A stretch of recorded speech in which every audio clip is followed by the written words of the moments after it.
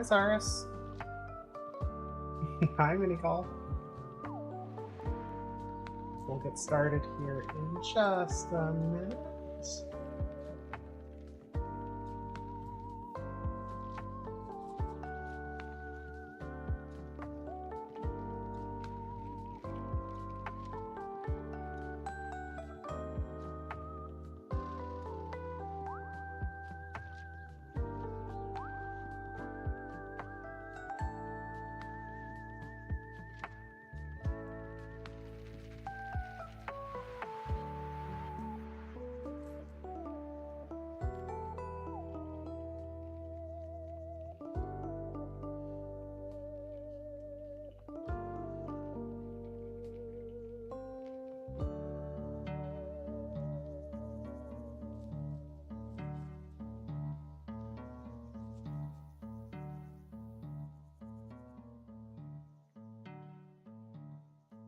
Okay. Just into some socials, getting all that taken care of.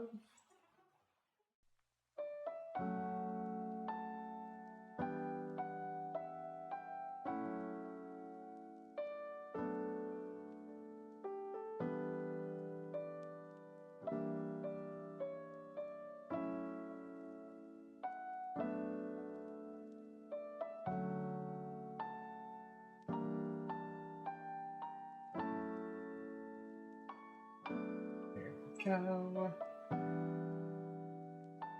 That should be just about everything, theoretically.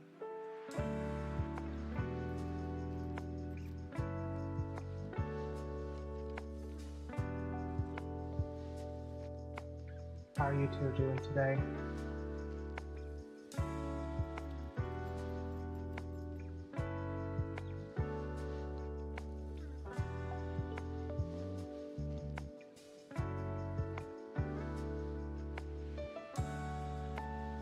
I'm doing alright. It has been a day. Not bad, not particularly great, just kind of is.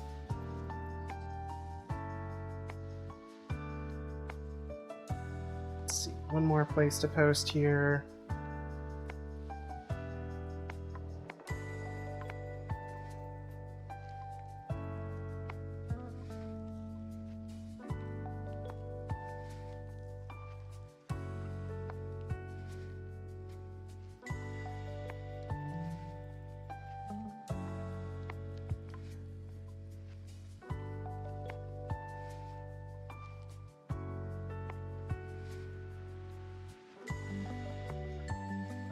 Let's see here.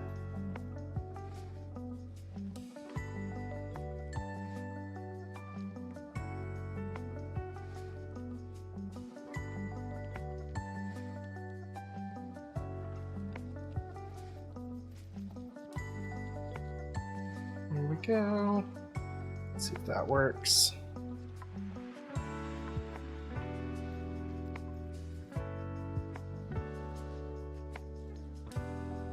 Okay. All right. We are gonna go ahead and get started. Think I've got everything I want. We definitely have some stuff to do tonight. Tonight we're gonna start by working on some commissions. Let's get moved over here. But you'll see that I have been busy working on the corset. So I've started tooling. In fact, I will kind of give you all a little bit of a close-up here. You can see kind of left and right comparison. So this is, the leaves have been tooled here. I started getting into the veins of the leaves on this one. And then we'll be getting into the feathers later on. However, for now, I've got some commission stuff that we need to get started on before we really get into anything else today. So we'll put these aside for the moment. I'm hoping to come back to them in a little bit. for the commissions, the main thing I want to get done right now is I just want to get my my straps cut. So we have some new stuff that needs to get cut. I have a martingale collar that the parts finally came in for. We need to do that. We need to do a ball gag, and we need to cut for a deluxe collar as well. So with that in mind, let me grab some leather.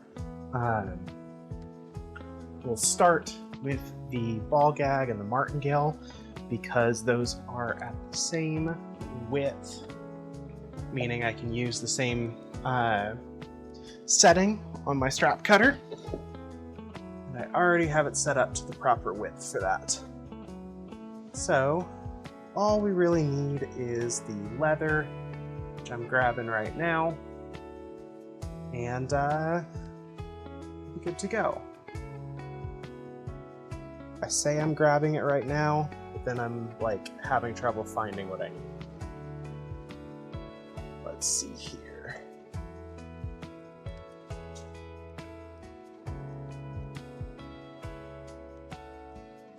It's almost like I have a whole bunch of leather, and I'm losing where all of it is stored sometimes. Let's see. Let's move some stuff around. We got a whole bunch of like new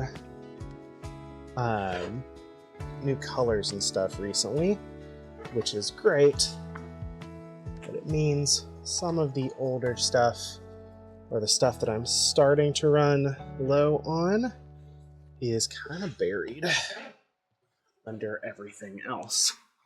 So I need to grab it. Is the stream buffering for anybody else? I'm not showing any issues on my end. It's showing a pretty good bit rate consistently too. So it might just be your internet. If it's happening for other people, let me know. In the meantime, I'm going to keep searching for this leather. You're good over there? Good. Glad to hear it.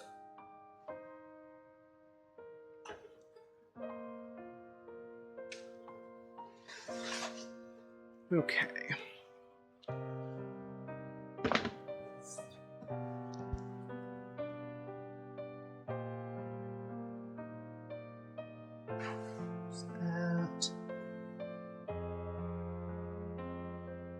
That. Getting there, starting to uncover the leather I need. Here's one of them. Need this nice, gorgeous forest green. Also gonna need my white, which I know I have.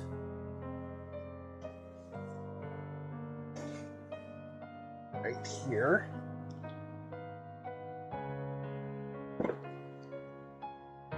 And then we just need some of my purple, which I've also got already set out. Shouldn't need more than this little bit here. All right. Let me move all of my leather rolls back. Just to get them out of the way for the moment. And we should be good to go.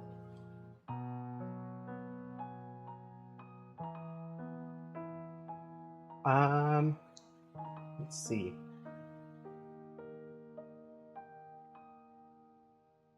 Looks like I forgot to update that to-do list too.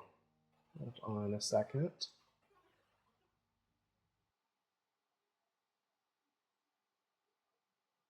We are also going to try to get as much of the ball gag done today as possible. It shouldn't take too long. It's not a like a deluxe ball gag. It is just one of my standard ones. So it should go pretty quick. But there we go. Perfect. That should be better. That updated. Okay. We should be good to go now. Now, like I said, first thing we're going to do, we're just going to cut these down for our ball gag. It's going to be our purple. So this is a purple and gold color, hardware and leather color combo. So for this, move stuff over, adjust the camera a little bit so y'all can see what we're doing more clearly. If we have time today, we might actually also work on a belt that at least get started on it that I've been meaning to make. I don't do belts often, but when I do, it can be pretty fun.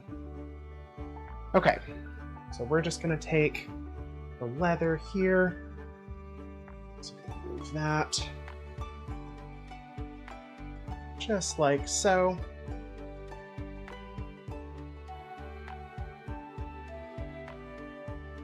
And we're just going to do a couple quick strips here. Shouldn't need more than 2 for this project. This is why we're not using a larger piece of leather to work with.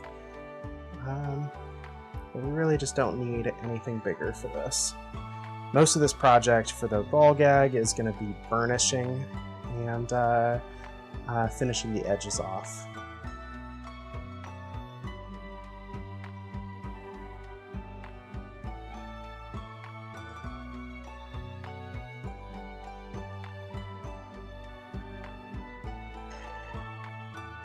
There we go.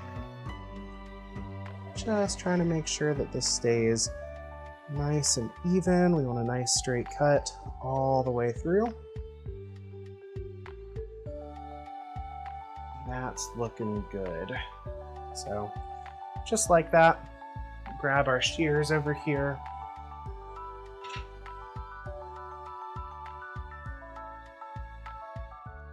Hi Matcha, how are you doing today? There we go. Do one more strip here. I might honestly see if I can't rotate y'all a little bit. Can I get a decent angle? Y'all are like at the edge of this camera's range for this, but I think we got it. Yeah, that'll work. You're doing good, just tired? Stream's going good. We just started. So we're just kind of getting situated. I've got a number of commission pieces to work on. Since I finished my last set of commissions recently, now's a great time to start on them. The other thing I'm hoping to work on, and I started working on Matcha, is the muzzle.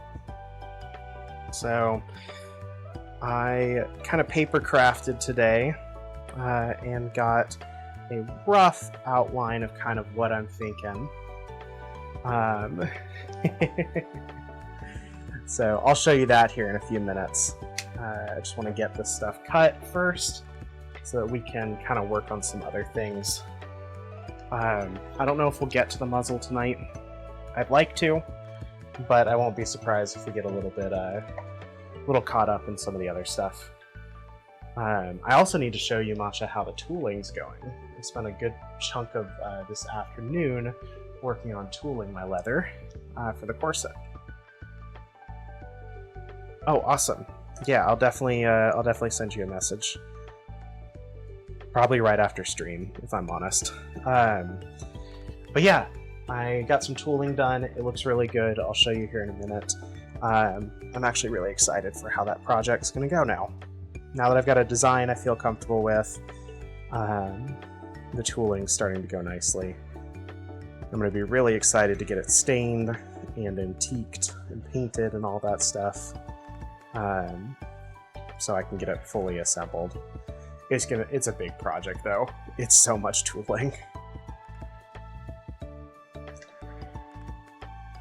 Alright. Just giving this a nice smooth cut here. Again, I'm focused primarily on just getting a straight line. We aren't going to use all of this, just because martingales don't use all that much leather in the first place. But we can always save and reuse the rest of this strip for a future project. There we go.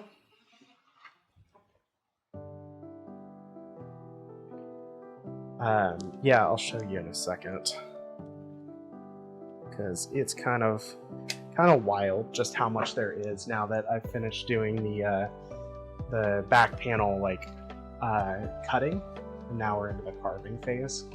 Just a lot. Okay, the green's done, purple's done. We just need to adjust our strap cutter to 1 inch so that we can do the white. The white collar is actually a Zaris collar. So that's exciting.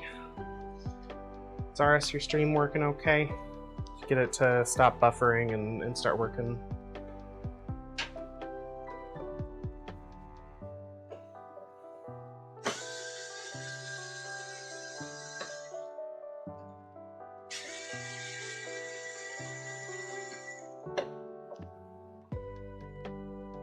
Okay. Those should just be 2 adding in here.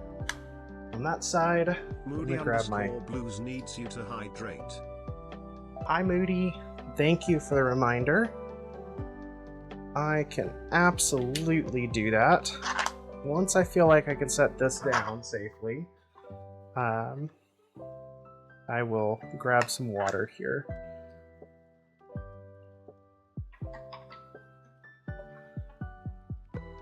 Also, Moody, hi, how are you doing today?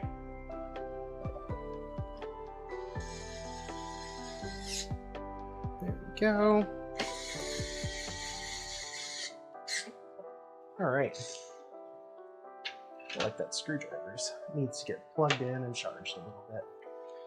We are currently cutting some straps for our for a couple commissions. So I've got some purple straps we just cut right here that are going to be part of a ball gag that we're hopefully going to finish tonight, or at least get pretty close to finishing. We've got green straps for a martingale collar that I'm working on, and we're about to cut this really nice white leather here to size for a deluxe collar. Then after that, we have plenty of other stuff.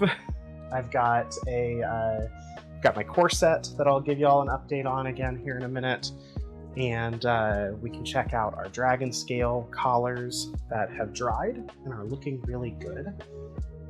And then we've got just a variety of other kind of tasks that I need to get done. So we're going to kind of jump and ping around a little bit. The tooling is going to take the longest time. So once we settle in for that, we'll be in it for the long haul. We will not finish tooling tonight.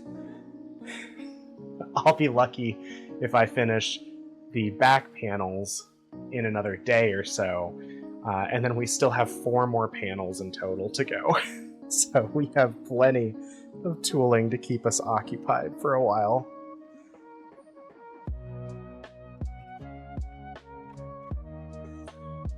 For now, let's get this cut. And try to make sure this is laying nice and flat.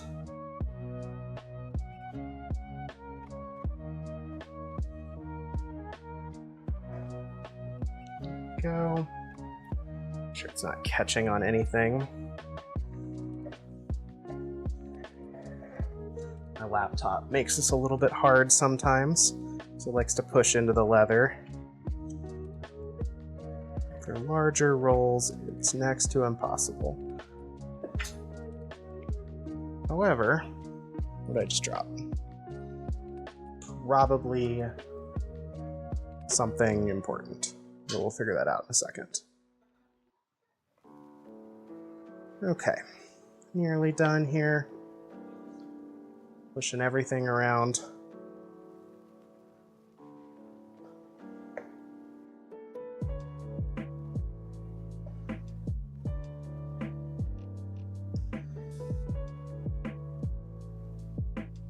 Yeah, my goal for these projects tonight is mostly just to get these straps cut, just because that gives me a place to work with. We won't go too far in the deluxe collar or the martingale probably tonight, but we will try to get that ball gag done, mostly because it just needs to go out soon. Basically, the ball gag is me fixing a mistake that I made. I have someone who purchased it online, and I set aside a ball gag before my last market, and thought it was the right one, and lo and behold, it's not the right one. So we are working on fixing that by making a new one. All right, straps are cut, so we are going to probably switch over to our ball gag proper, start putting that together. Let me get y'all reset on this camera here. Moody, I'm glad to hear you're doing well. I try to actually finish. What's your current project right now? Also, here's our tooling. Ignore the big stain here. That was from earlier, but you can see we're starting to get some nice depth in there. I'm just now starting to work on the feathers. See that up here a little bit. And we are just kind of putting finishing touches. However, a reminder, this is one of two relatively large panels. And then those are just 2 of 6 total panels that need to get done for this custom corset. So we have a lot of work to do. Yeah, I'm really pleased with how it's turned out. I think I said it last night, but tooling is easily my worst skill leather-wise. So this is great practice for me. And it's really kind of just great to get a little bit better experience on that whole process. Then, little update here. Here's our Sea Dragon scaled collar and cuff set that we've been working on. We're nice and dry now, for the most part. We still got some tackiness on the back. That's fine. But you can see, if we'll focus right, you can see that nice gold tint that we have from the gold dust that's kind of sitting in the edges of the scales and then all on this brown here. Really gives it kind of an oceany vibe to me. I'm really excited for it. You're working on fursuit sandals for your feet paws. Just have to sew the nylon straps. Nice! I would love to get into fursuiting and fursuit making. It seems like it'd be a lot of fun. It's just a lot of fabric that I am not super comfortable working with. So it's just a whole new learning process. And I keep putting it off because I'm like, I just don't have the energy to invest in a whole new skill set or project. But I really should do it, honestly. Let's see, let's make sure I get the right pattern here. Is that you? Yes, it is.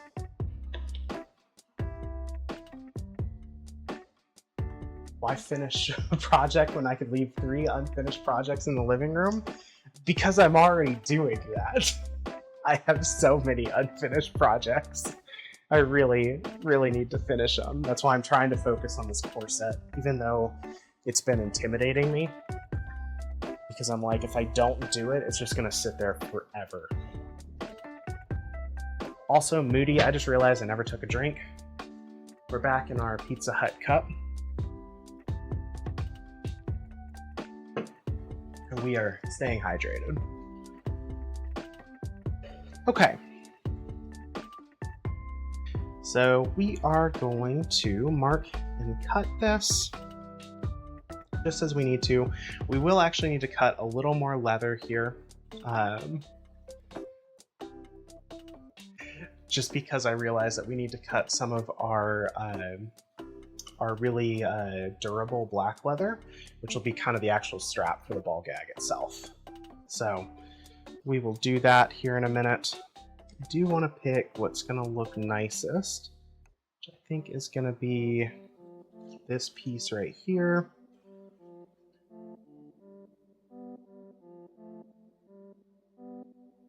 Stares at all of the projects you have laying around half finished. Okay. So we need 15 inches total on this. Move this up just so y'all can actually see it. We're starting here at the 25 mark.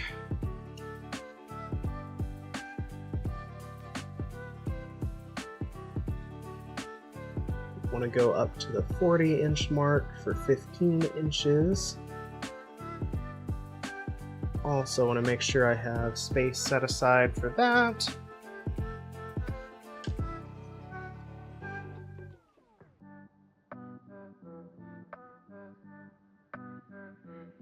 Let's see. So full length should be 15 inches,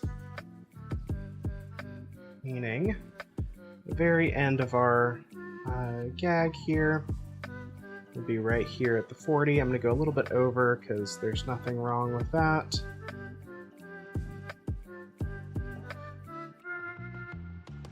We're just going to do a light mark here so we can cut our holes here in a few minutes.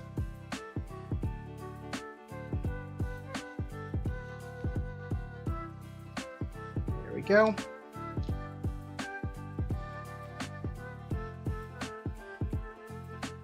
What's up, Star? What's going on? Also, I need... Or am I supposed to actually guess? I can try guessing.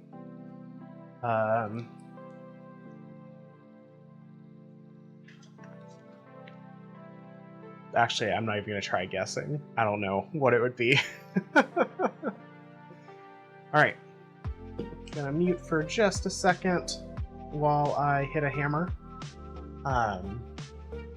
Just to save all of our ears.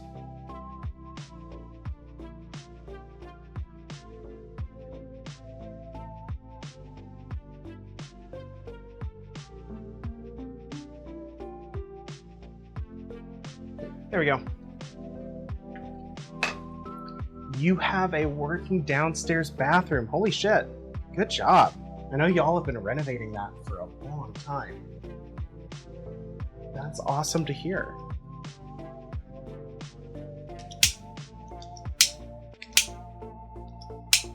Alright. Get these holes punched. Ground floor pooping. That's right. So, like, is it done? Like, as in painted and finished? Or is it, like, functional? And then you still got to finish it up. Either way is big, big improvement. I'm really excited to see that and hear it.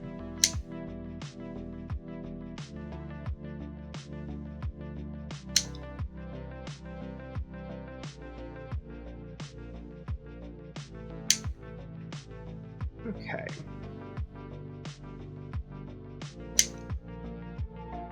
Go.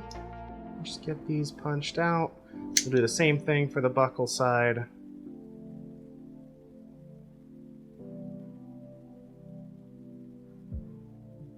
Make sure I'm staying nice and centered here.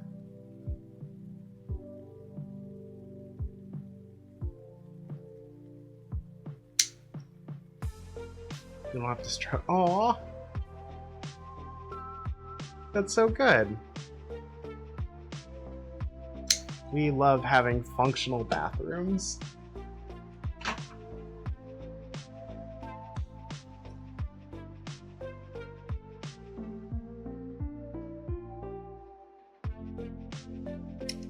There we go.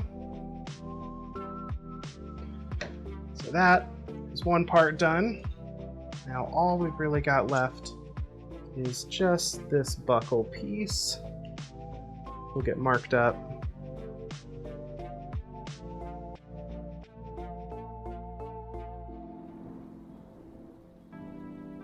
Go.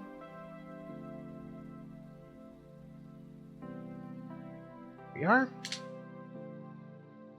Sink needs a drain, needs some door trim. That's still like, that's almost done. That is so close to being finished.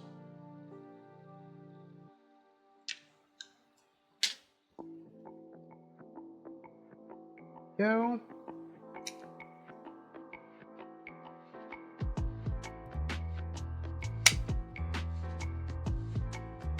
All right.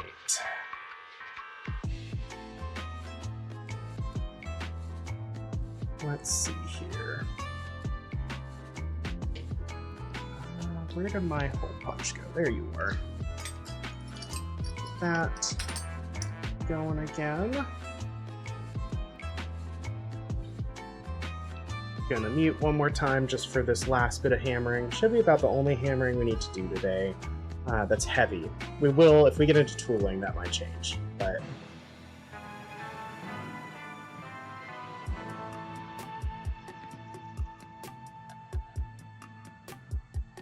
there we go. Quick and easy.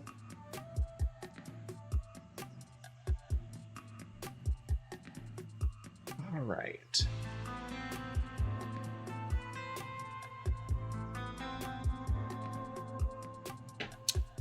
Punch these holes here. Then we can move on pretty quickly to burnishing. I will want to cut that durable black leather first, because it will need to be burnished as well.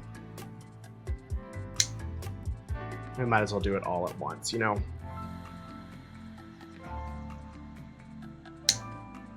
Here we are. So just like that, both the main straps are finished.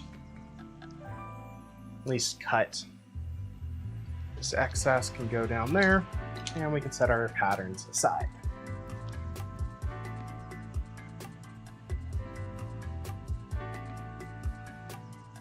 Okay, so we need to grab our durable leather. I don't know if we have any already. But actually, hold on. I might have a piece already here. So when I originally made my ball gags, I made an extra set that was like beyond the number of balls that I had. And I just realized I still have that. Let me dig that out, because it is already burnished and ready to go. And it just needs to be added, which will save us a lot of time. So let me go grab that real fast. Little reminder while I do, first off, thank you so much for hanging out tonight. I cannot express how much I love chatting with people while I work, and this sort of stuff just makes my work a lot easier and a lot more fun. If you are ever interested in seeing me try something, I'm always open to requests and ideas. I have a few ideas for future streams that I want to try, including stuff where it's like, hey, let's see if we can make some really cool and interesting dyes using natural ingredients, things like that. And then, finally, our sub goal for July, we have already hit it. However, I am still looking to make our sub goal even better, so we have stretch goals. So July's sub goal was to start a giveaway where I would be giving away a secret cuff that I would actually custom make on stream. We have achieved that. However, if we continue to get subs the rest of the month, depending on how many we get, I will add more giveaways to the list. So right now we just have the secret cuff, but if we unlock, I believe if we do 4 more subs right now, or 4 more subs this month, we'll unlock our second giveaway, and then it's like every 10 or so after that. Up until a point where I would actually give away an entirely custom deluxe collar. So tell your friends, this is not something they have to sub for. The giveaway will be free regardless, so they don't even need to like follow or do anything. Although following, subbing, stuff like that might give you extra votes or extra entries, but you don't have to enter. This giveaway, or the sub goal for this month, is just to start that giveaway and to determine what prizes are going to be present. And of course, all the subs go to supporting me and my bills, so I really appreciate it. And sub for Birdie, got it. Not quite. I am not a good Dom. I am a sub myself. However, I appreciate the energy. Okay, got it. This is the piece we will use. So we have all of our pieces here. We just need to burnish them. So we're going to go into burnishing hell. Gosh, oh gosh, heck. Oh heck, now I'm all flustered. Okay, we're gonna go into burnishing hell here. So I'm gonna move some stuff, namely some of the straps we just cut, because we just don't need more gunk on them. Pull out our table burnisher, still one of my favorite new tools that I have.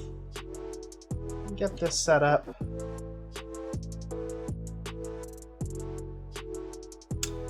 And we'll need some burnishing gum. We'll also have to use the Dremel tonight because we need to flat burnish the backs of these, which I can't do with this table burnisher, unfortunately.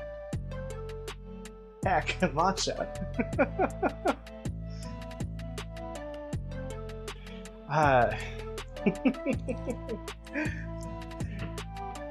So we will be rocking the Dremel, which might be downstairs. Heck, I might have to go get that. I will have to go get that because we need to do that first. So let me run and grab that real fast, and then we will go from there. I'm gonna go ahead and mute, just so I don't make a bunch of noise while I'm looking for it.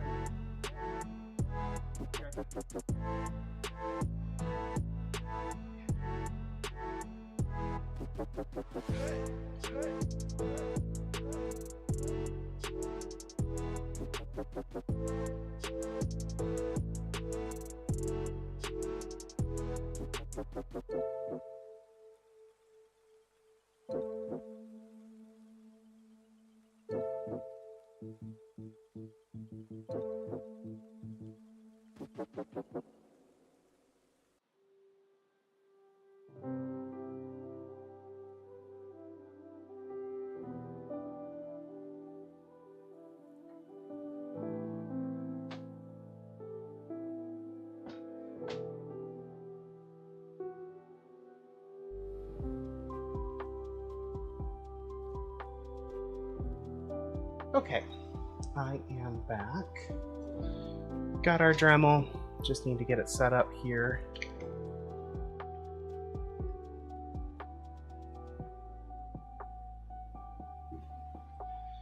Then we can get to work. 62% burb star. It's a good start for the night. See who gets where on the burb scale.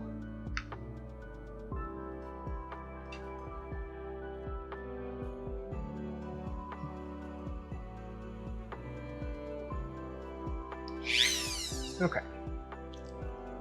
Just testing that. will also probably mute when I'm using this Dremel, because I'll be honest, this Dremel noise is not fun. But we're not quite there yet.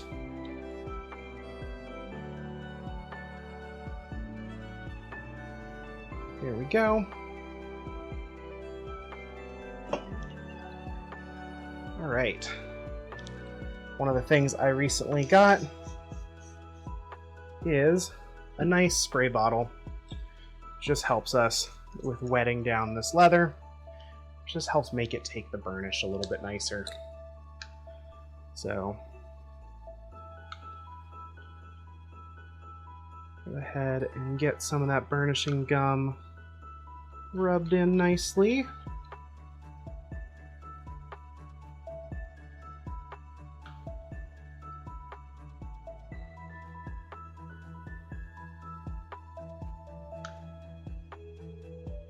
There we are. Okay. Then we are just going to give this a quick burnish. This should go pretty quick, but bear with me while I mute the mic so y'all don't have to listen to the Dremel.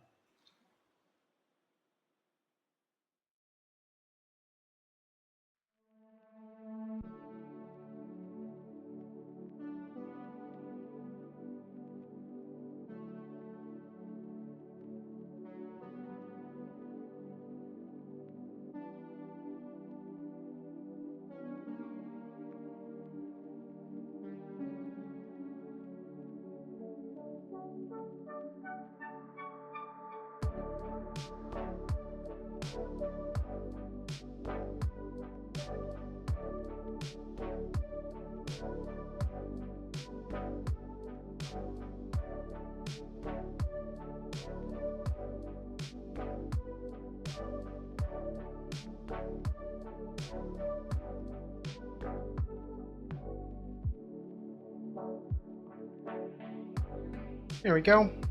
That's like half of it done. So we just needed to get that burnished, so we've got a nice kind of smoother back here. It's going to feel much nicer against skin. Now, just got to do the other piece.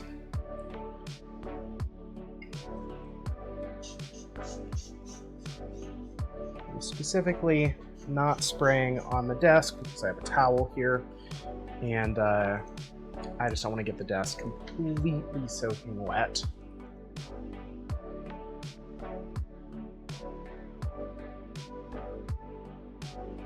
Hi, Latigo.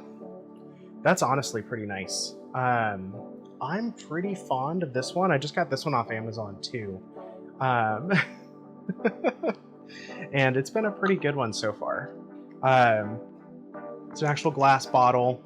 It's got the the thing here, the little nozzle piece is good, so I can actually spray at any angle, vertical, horizontal, without it, or upside down, without it kind of losing its spray power, which has been really nice.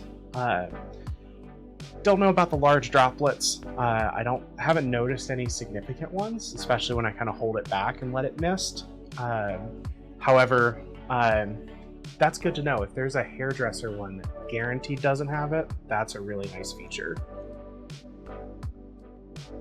Also, Star, absolutely. We love the the silent yelling of my PNG tuber as the Dremel goes. Always a good feature. How you know. It's how you know that I'm in burnishing hell, even if y'all aren't. Realistically, though, burnishing's not been that bad. I've really appreciated this new table burnisher that we have. It just doesn't do a great job in its current setup for the back flat pieces of leather, so I do this by hand. Once we get past this part, I can talk all I want while we burnish, because the table burnisher is so much quieter. Okay. Gonna mute one more time, and we should be done with this part pretty quickly.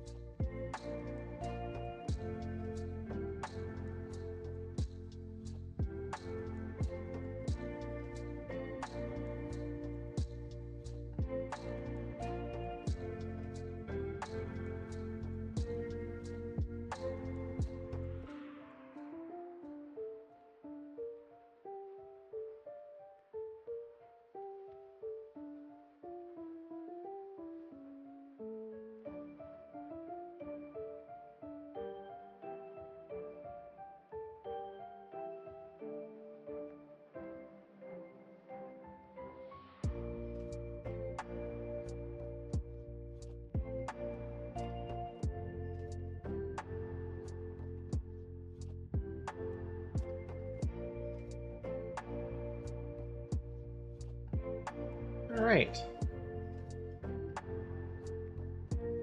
We will set those aside for just a minute.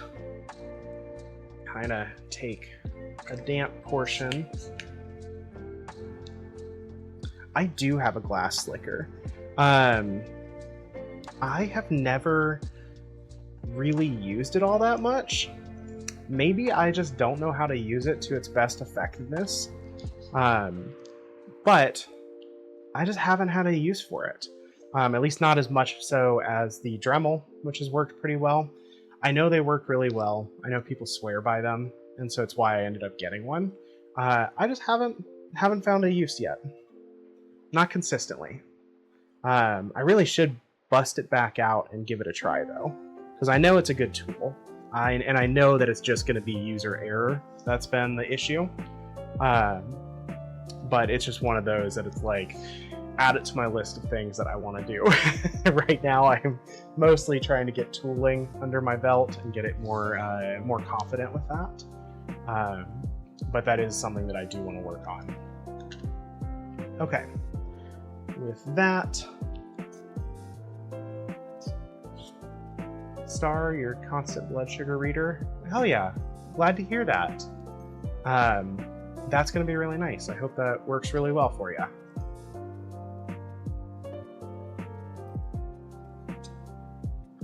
Also, Latigo, you are absolutely right. There are just always a billion different things to learn. Let's see. I'll do just the lightest edge here. Just help that burnish process on the edges go nicer. A bit of softer feel against the skin too. I love this little edge beveler.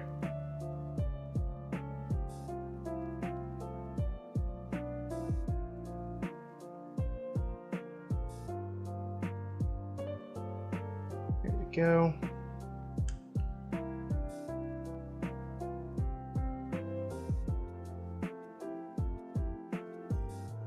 Okay.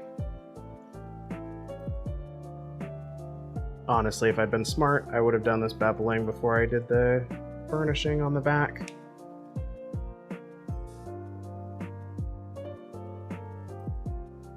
However, we will survive. It's just going to mean that this breaks up and is a little more messy.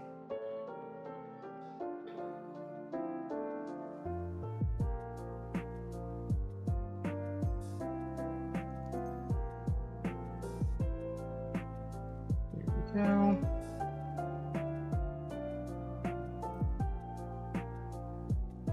There we are. There. Now we'll give that just a light sand, mostly just to rough up the fibers on the ends a little bit better. And then this will be ready to take some toconol.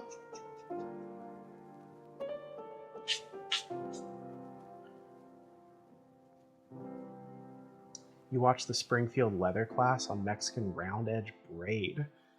Interesting. I don't even know what a Mexican round edge braid is. Now I'm gonna have to go look that up. I honestly need to learn more braids in general, because since I want to do more standard floggers, there's definitely more braid pieces that I am gonna want to do. Same with just like bags and pouches and things like that that I've been hoping to work on. Okay. Let's see. Let's get you all a little centered here. That should work okay. Yeah.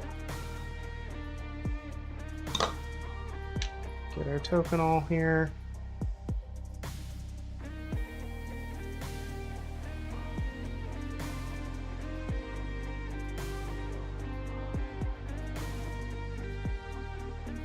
Like a double loop braid bits, but it's a basket weave. Oh, interesting.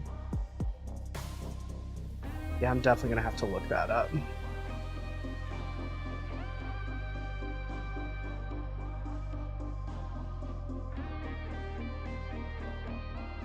Just always, leatherwork is just always a game of learning new skills and new techniques that you honestly may not have ever thought of. 25 needs a bird to stop shrimping.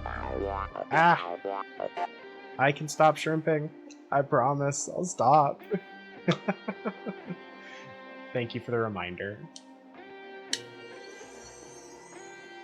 All right. Give this a go here.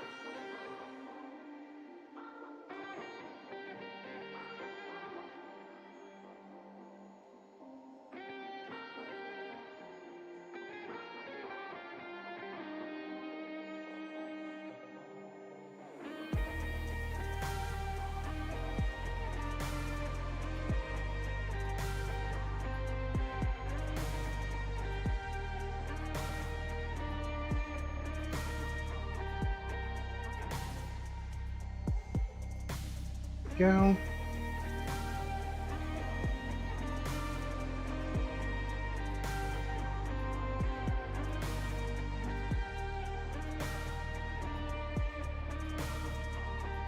Okay, there we go. We're starting to firm up and look nice here. This particular leather never has the absolute best burnish, in my opinion. It's a chrome tan, so it makes sense. But the Tokenol does a decent enough job. Needs you to hydrate. I can do that in just a moment, Zaris. Thank you for the reminder. There we go. It's been pretty decent. One of these days, I'm going to start working more with edge paint. I've started working with edge coat again. But honestly, I like the natural leather look. However, I've got it. I've got water. Thank you. Alright. This end that we already put Tokenol on. There we go. Yeah. Then I think we are pretty golden on that side. That's looking and feeling nice. I'm going to go over one more time, biasing towards the back of the leather, just to get those fibers to lay a little smoother.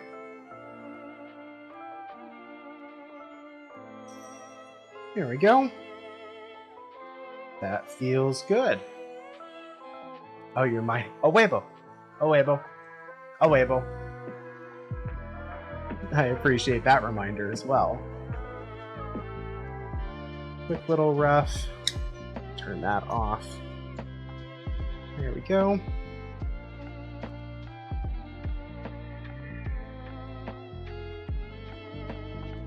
So much more Tokenol than I intended. Luckily, we can spread it out.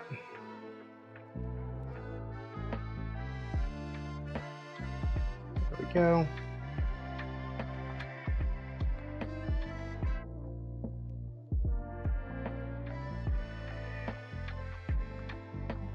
Pull that off.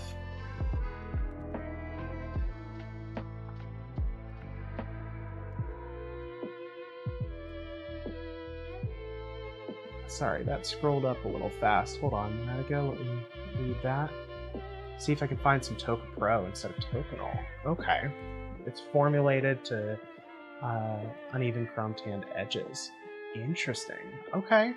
I might check that out. I actually need to order some Tokenol soon, so I'll look into it. I've had good luck. I've had good luck with Tokenol so far. I don't do a whole lot of chrome tan these days. This is one of the first pieces first hides of leather that I got when I started. So this purple. So I'm still kind of working through it. But Topanol's been working really well on this, and I think it's just because it's a very soft prone tan. The harder stuff gets a little more tricky. But yeah, like you said, definitely running out here. So I might look into some Topapro, see how that works. Worst case, I don't like it, and I just go back to the regular stuff. There is never harm in giving it a try.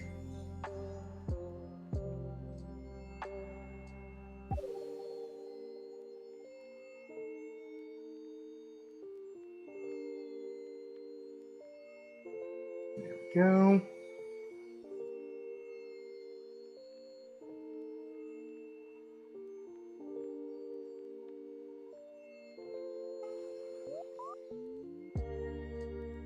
Getting there. Yeah, usually with this leather, it's just a matter of going over it a couple extra times to get that nice smooth edge I look for.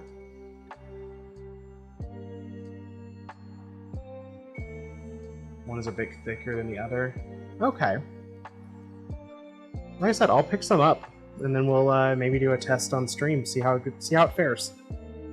The other thing I want to do is I want to try using something I haven't used before, and that's paraffin wax. I won't do it on chrome tan, but for veg tan leather, I want to see what...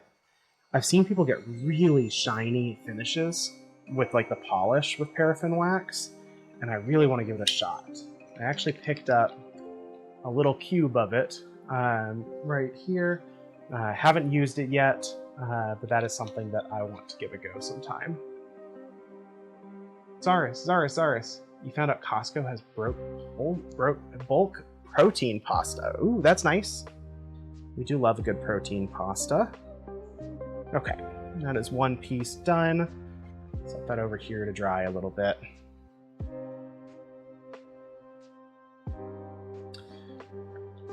Put that back. I'm going to want to do...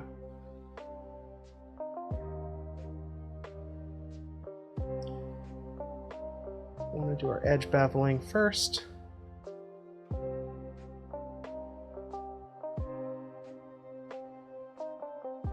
There we go.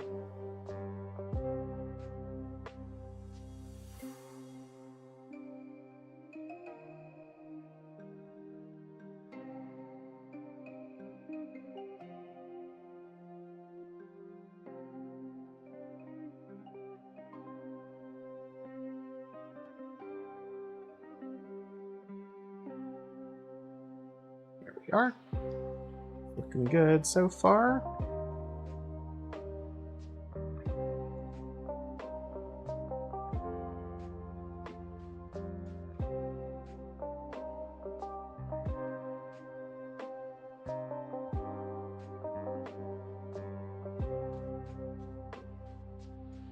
Here we are.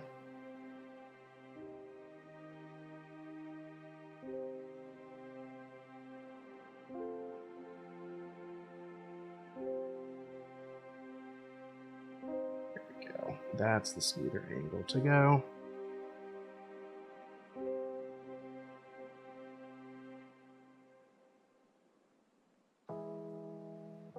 It's really satisfying when you can get this all in one go, but I'm also fine so long as it creates a generally smooth bevel here. There we go. Get some old jeans or canvas to rub it with. Okay.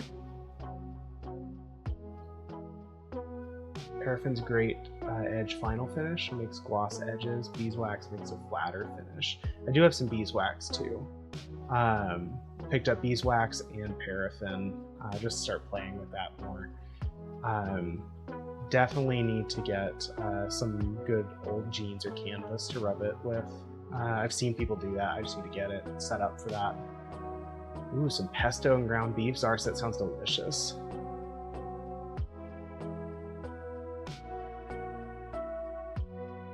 craft power mac. Okay. Oh, that makes sense, Latigo. Just adding some texture makes a lot of sense. Latigo, do you just melt it? Like, do you melt the paraffin wax? I've seen a couple different methods, and it seems like some people will just put it over some heat and then melt it and then kind of just apply it. But I'm not 100% sure on that part.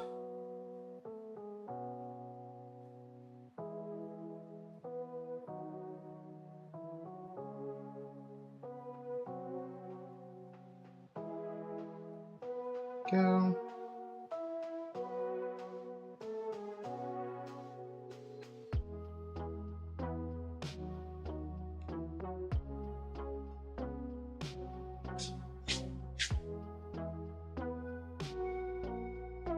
That's also good to know.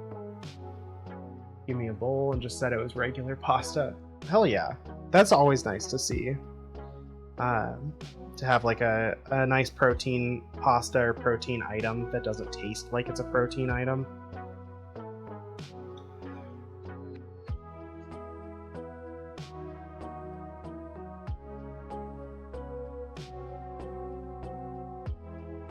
Go.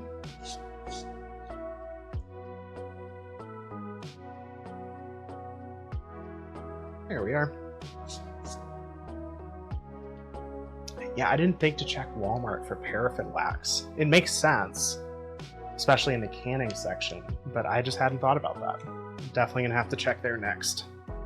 Way easier than trying to order it, you know, in this tiny amount from a leather store where they probably way overcharge it.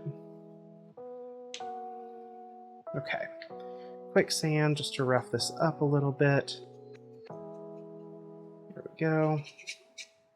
It's already pretty rough, but this will just kind of stand those fibers up.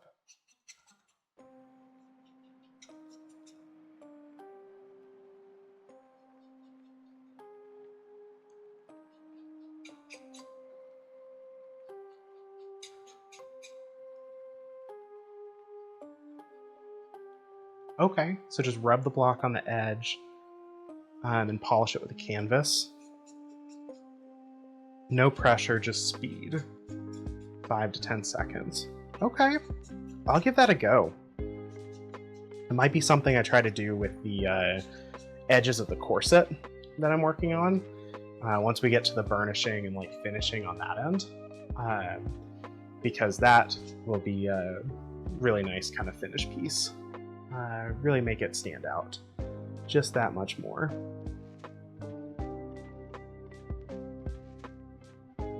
There we go.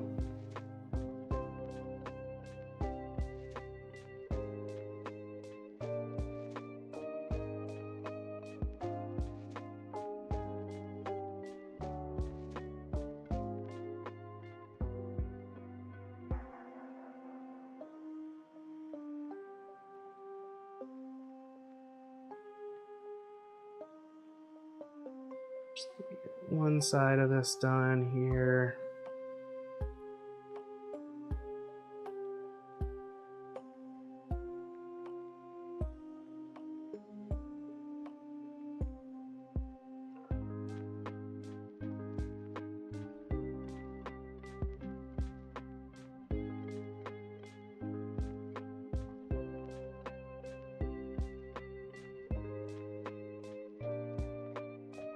Go.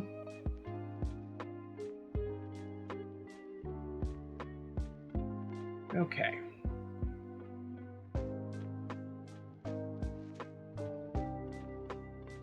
Cut the canvas over a slicker stick. Makes it easy to hold. Good call. Put it over. Yeah, that makes a lot of sense. Thank you for the tips. This will make this way easier for me to do. One of the main reasons you love this pasta.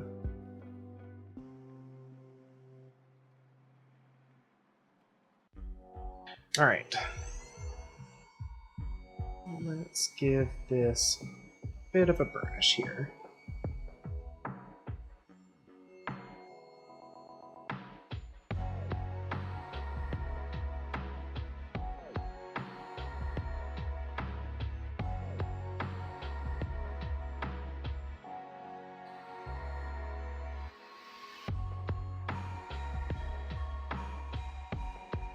these longer strips are always a bit of an issue to just make sure I'm holding right,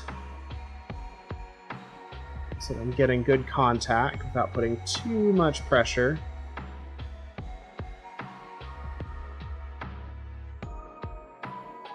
Yeah, we're getting there. It's like a good first pass there.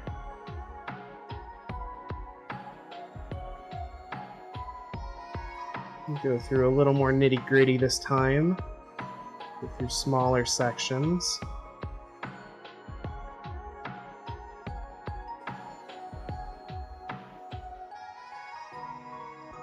There we go.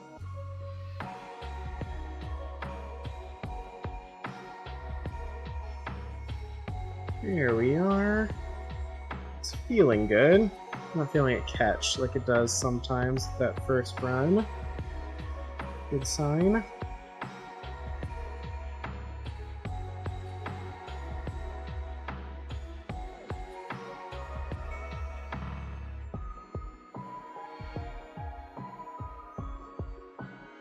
I also realized that y'all have like the worst viewing angle for this, and I am so sorry about that. Let's try this out. Let's see here. Maybe...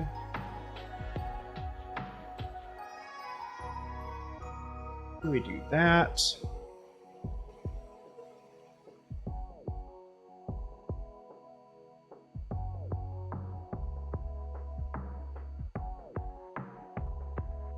We are. Head and angle this a little bit better. See if that works a little nicer. No idea if it will, but here's hoping.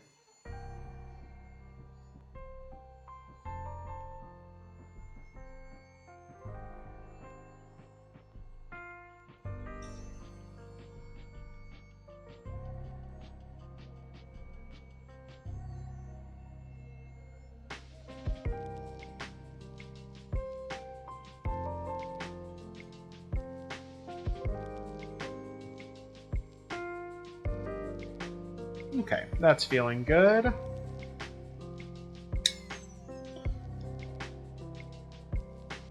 Get to work on this side now.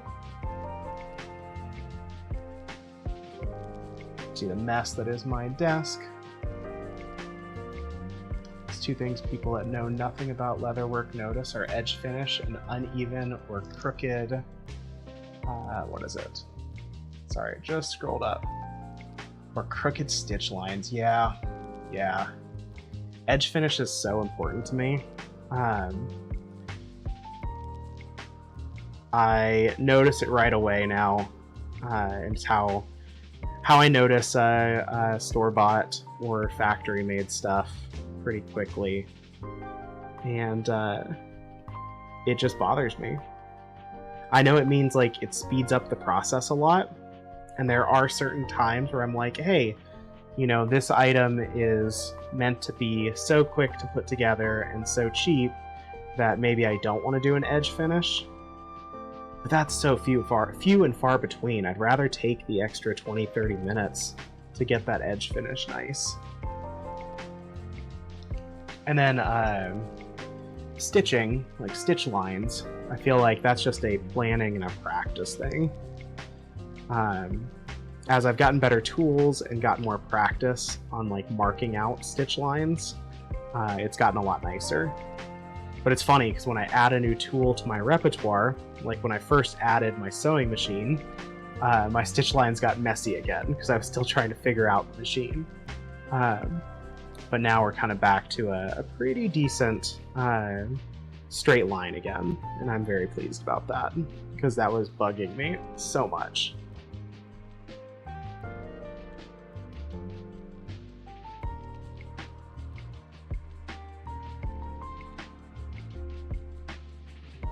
Put sausage kielbasa and a half packet of taco seasoning in your mac and cheese? Hell yeah.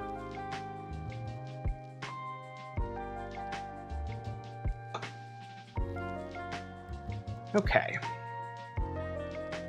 Let's pull this back over. Make sure we're nice and centered here, just so y'all can see okay.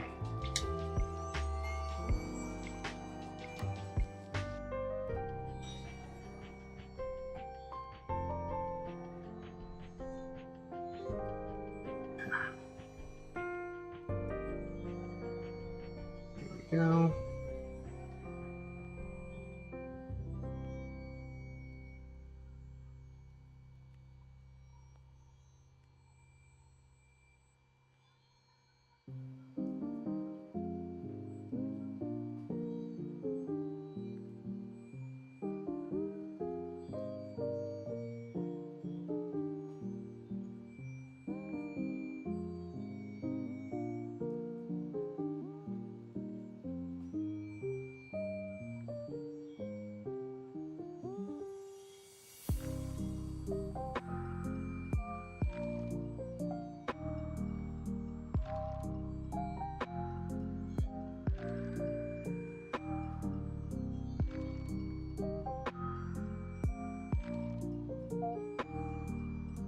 Go. Looking pretty good here.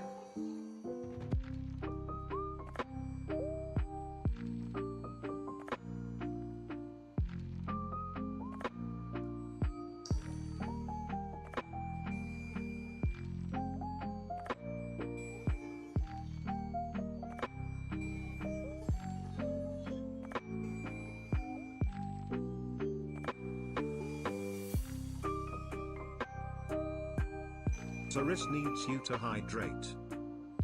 I will hydrate. I promise. Saris needs a bird to stop shrimping. I promise I'm only shrimping a little bit.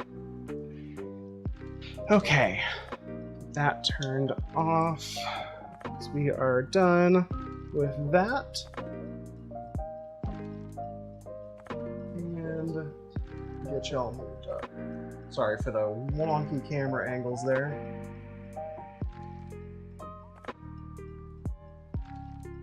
Okay, we have a nice burnished edge here.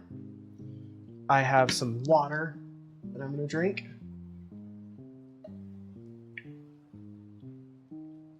I have quenched my thirst. And now I shall reward myself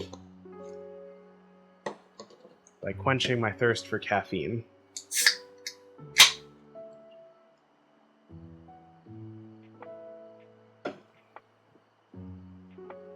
Okay.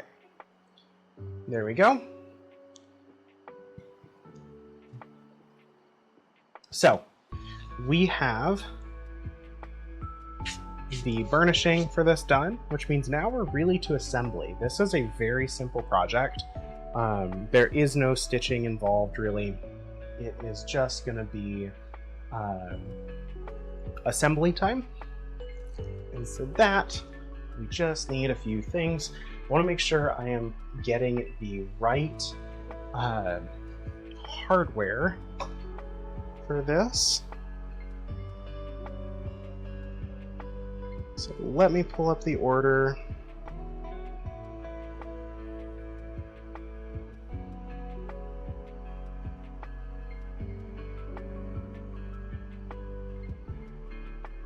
Let's see here. Not the deluxe collar. Not the earrings.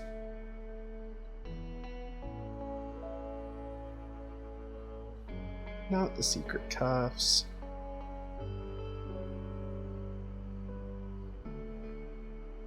Not the Therian stuff.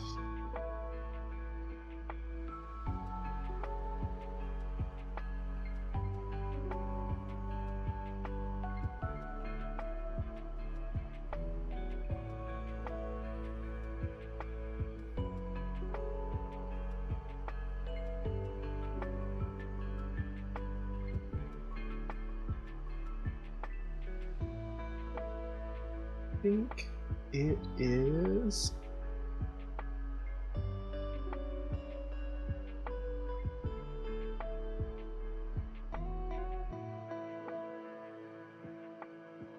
this one. Here we go. Purple, gold, and black.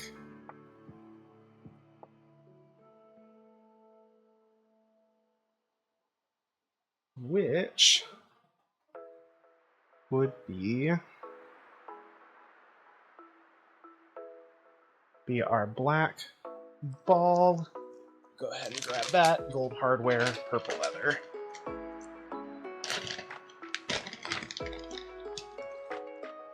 There we go. Let that just kind of roll around for now. Give it a good clean when we're done assembling everything. We want our brass buckles. Two of our, actually I've got a better set here.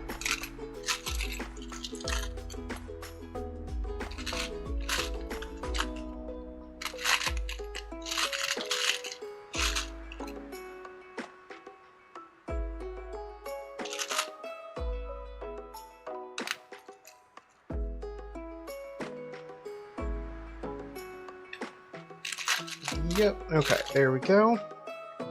And then we are going to want our brass rivets as well. Like I said, this is a pretty standard ball gag we're making here. Nothing super fancy about it.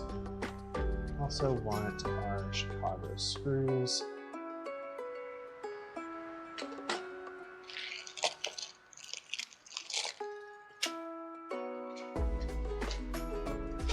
And my screw. Not that there's much left in this. Should be enough for this project though.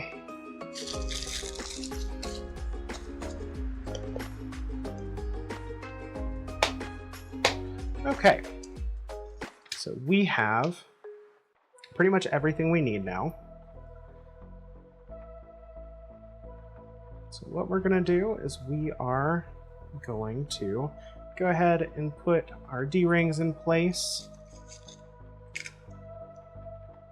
Grab our first set of rivets here. I'm not a huge fan of rivets. I try not to use them often. But I can't deny that they work for certain things. This is one of those cases.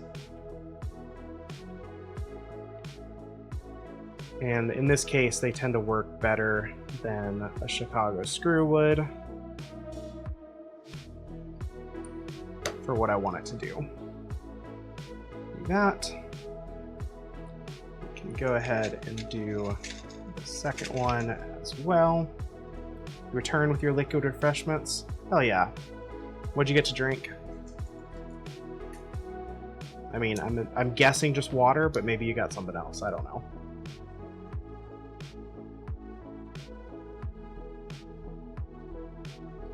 There we go. Water.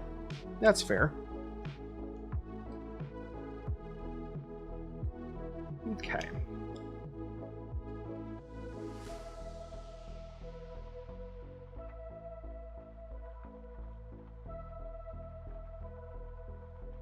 Pull this all the way through, just like that.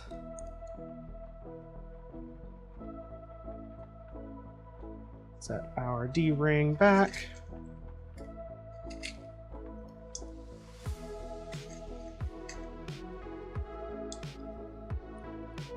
Very glad that I made a few extra sets of these centerpieces because it's saving me time right now.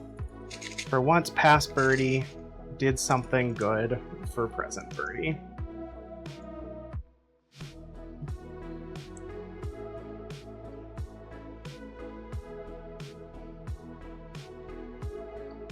There we go. So this leather, the reason why it's different than, say, the purple, and why I don't do like colored leathers on this part, is because, you know, being a ball gag, this is going to go in a mouth. So this leather is a little more rugged, a little more durable for getting wet Oh no, I'm being scanned. What am I? What am I channeling tonight? Ooh, we're right in the middle tonight. What are we? 33. I'm just barely a horny pigeon.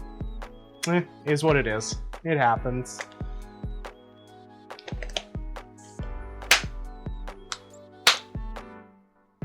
Oh no, I was Majestic Raptor. Haha! I was just barely Majestic Raptor. I misread those percentages. Okay, so ball portion is done. Like I said, we'll clean this up pretty nicely with a toy cleaner before we finish. Yay, water refilled.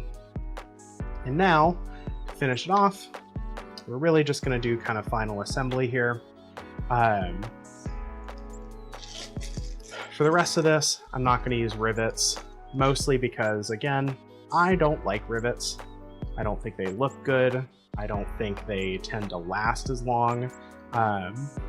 So I'm going to use Chicago screws for the rest of this. I do the rivets on the ball gags. You don't typically take that apart, but the Chicago screws on the rest of the piece are specifically there because if you need to but alas, take care of something. I must slake my thirst and be off to yon bed for deepest slumber.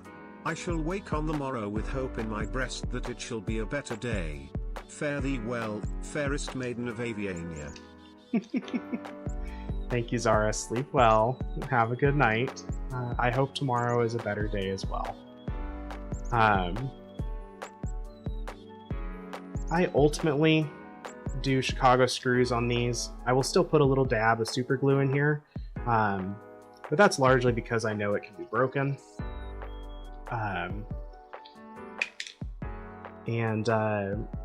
Generally, I like knowing that when push comes to shove, I can pull something apart and replace a piece. And so I try to make my stuff, I try to make most of my work with that in mind. Some of that helps because I also tend to be willing to do repair work on any of my own work if needed. Clear fingernail polish does work. I don't think I've tried it though. That's a good point. I might try that next. I'm about out of the super glue, which is just something I kind of had on hand.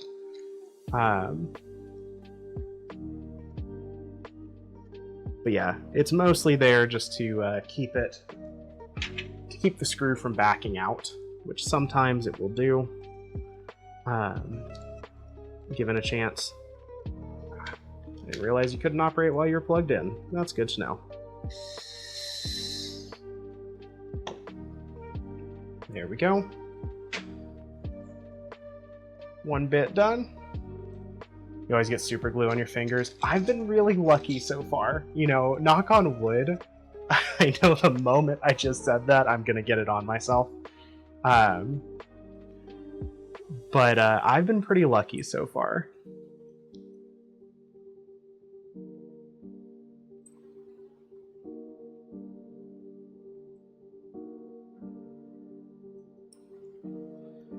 Alright, for this one, such nice and small, smooth leather here. I'm going to put it through the center bar of this 2 center bar buckle. I should get a nice tighter fit that way, which is going to lay just a little nicer. I can't do that with thicker leathers, but with thinner, it works pretty nice.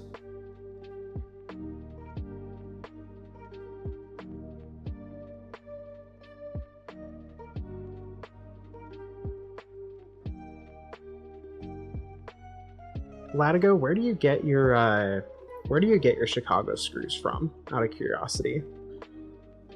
Chicago screws are always one of those like pieces that I feel like everyone gets somewhere else. And so I'm always curious to hear where other leather workers get them.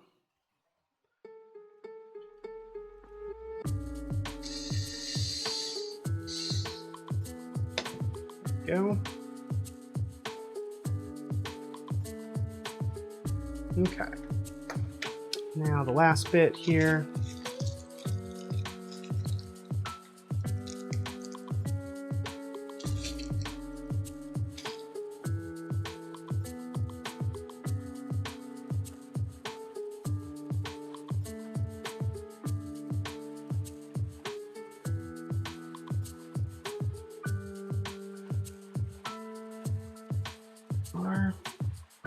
One more little dab of super glue here.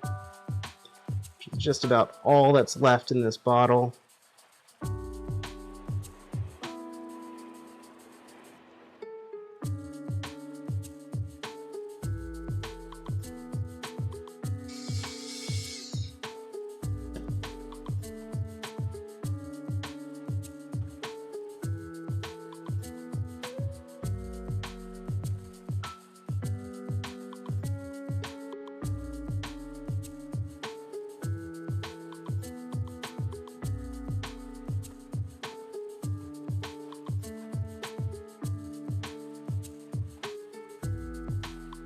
Ah, what's up, Matcha?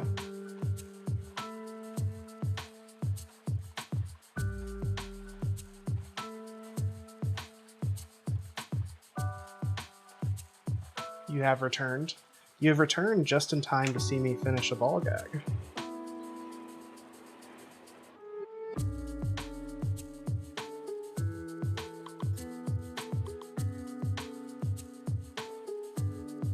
Just like that. Simple, to the point, and we made it from start to finish in like 45 minutes. You got some from Springfield. If you want something special, look up. Oh, I know Chicago Screw Company. So, don't mind my big bin. My special aluminum anodized Chicago screws are from Chicago Screw Company. I've got this really nice blue and this really nice red that I will occasionally use. I like Chicago Screw Company a lot.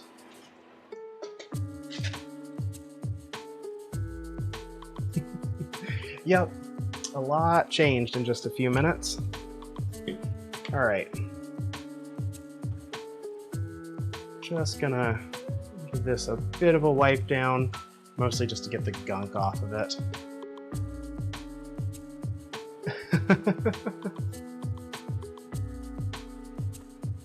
And honestly, I'm gonna give the leather just a slight wipe down as well,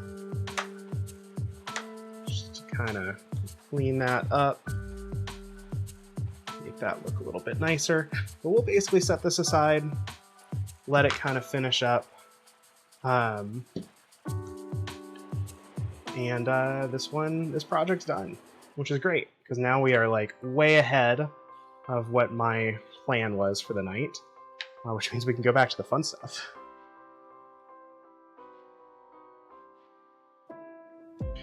Yeah, I really like Chicago Screw Company.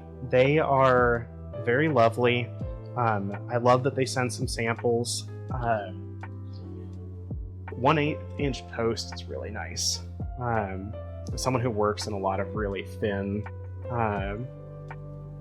leathers, having screws that aren't like super thick can be hard to find sometimes.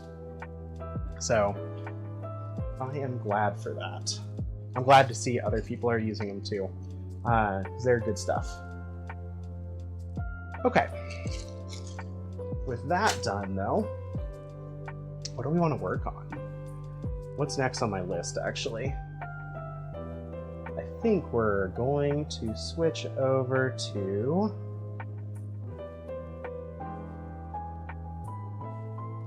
we built the ball gag. Yeah, we're gonna go work on our tooling our corset then.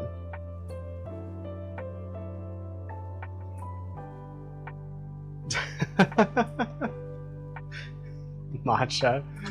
It was fast. They only invented the Chicago screw. Yep. I mean, they do good work. Also, I love a Chicago screw, so good on them. Glad they put it together. I'm glad they came up with it. Okay. So, we are going to come back to this because we were working on it. At least I've been working on it most of the day. I still need to do some of the vein pieces on the leaves over here. And then we get to start working on the feathers.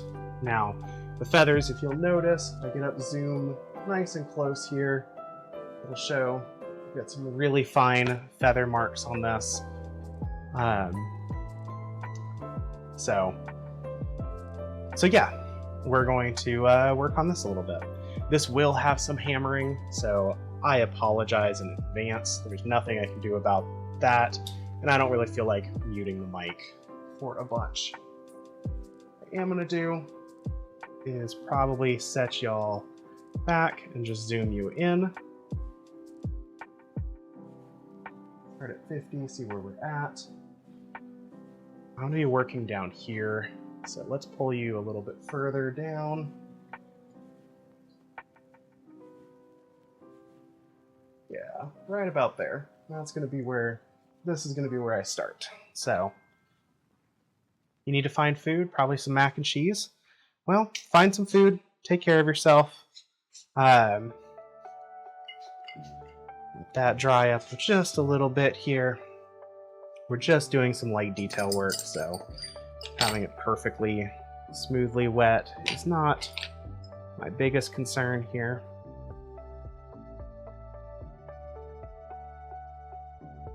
Now, the game plan is going to be figuring out what gets y'all the best view. That's going to be the hard part, I think. And I think what might actually be the case here is we might do a rare case where I flip this camera completely around. So I'm going to work on that real fast. If you see me, no you don't.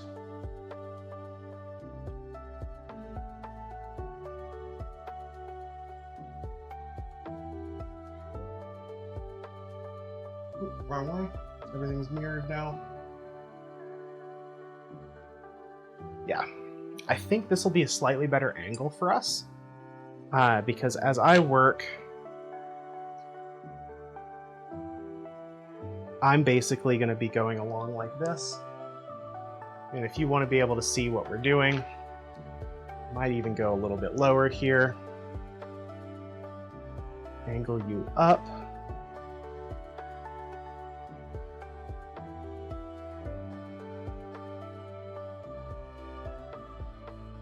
Let's see if that works. I want to get a good angle so that I'm not blocking everything that I'm doing. You can still see some of that work.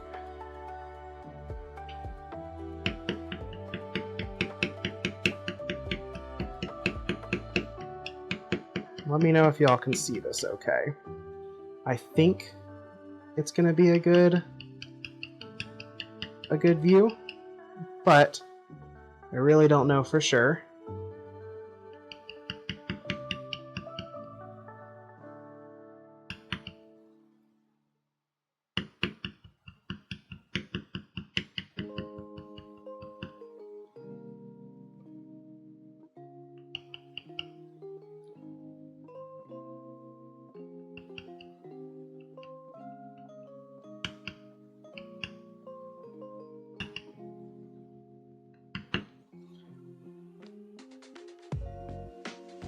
Again, hopefully y'all can see. I can always move if we can't.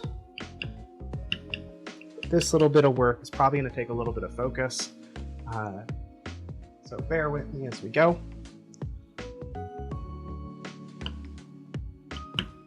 I will check chat as soon and as often as I can here. Right now, I'm mostly just putting some relief markings in the veins of my leaf, giving them a little bit more dimension and a little more 3D detail. I've already done one side. Do the second side here. Then we're going to start working on the feathers underneath.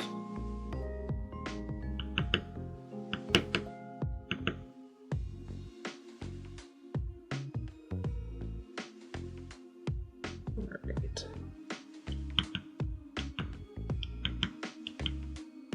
Just like so.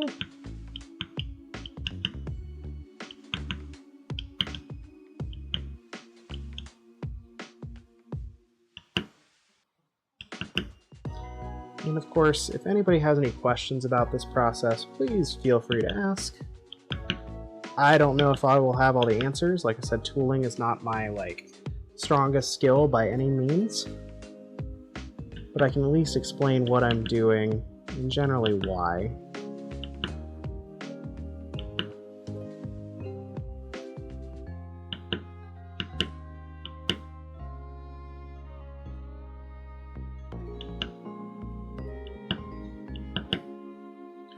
Yeah, so that's basically going to be little tappy noises are very clicker coded.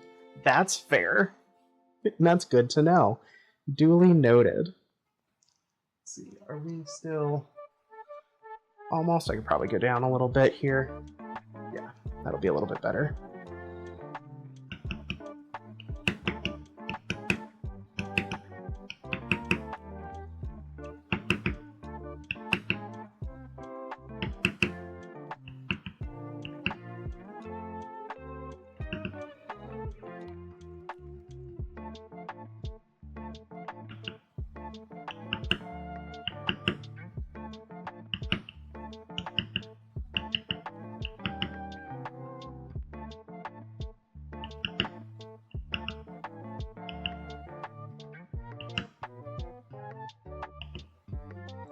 Here we are.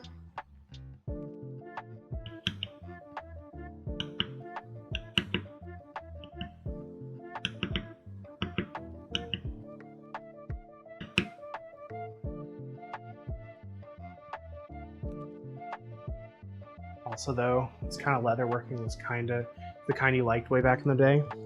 Oh yeah, it's cool. I like this kind of stuff. It's just never been the stuff that I've been able to really get into until recently. I really like the art you can make with this. I think recently with the leather business, I just haven't pursued it as much because at the end of the day, I'm like, I need to make sales, and that means I need to focus on things that I know are going to sell, or things that don't take overly long to produce. And it's kind of nice to be getting back to a, let's do this for art's sake. And I have y'all to thank for that. Because Twitch has really helped kind of make this a passion again for an artistic standpoint, not just for a making product.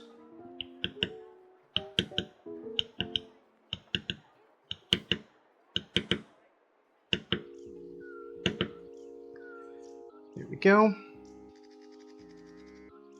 Oh, missed some way back here. We'll go ahead and fix that.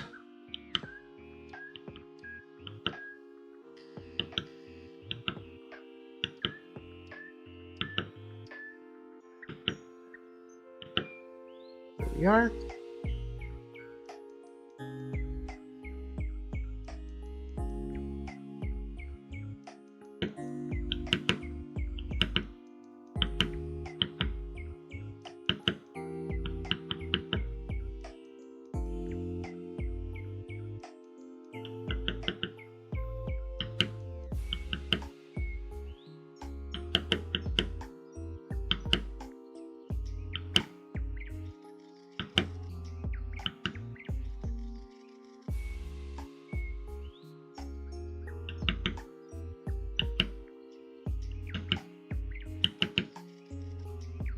Go along pretty nicely. This is all very subtle. It will become more noticeable as we put as we start putting like antique finish on this. All of these little bits that I'm doing now become just that much more noticeable. For better and for worse.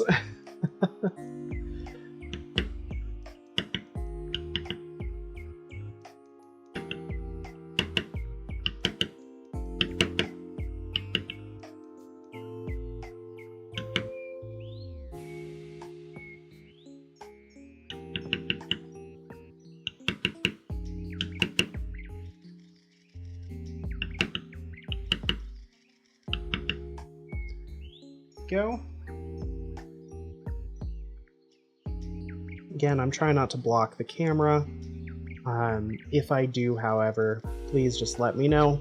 Just yell at me, and I can adjust things a little bit, try to make things more visible again.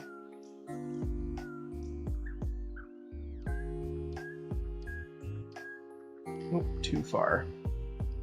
Here we are.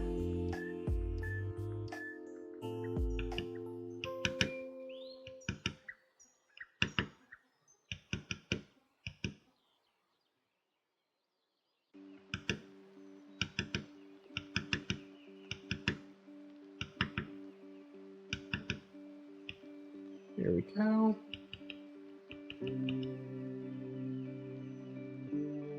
Let's see, there's another one right here.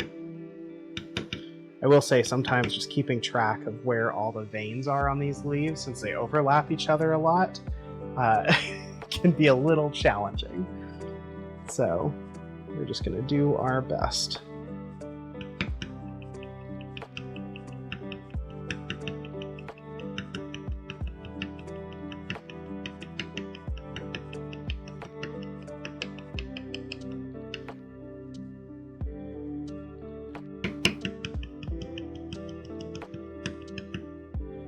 Go.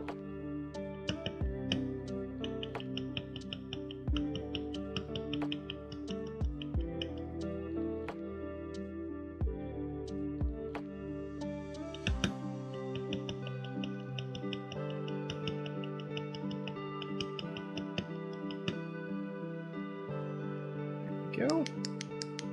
Ah. Clicky, clicky, clicky.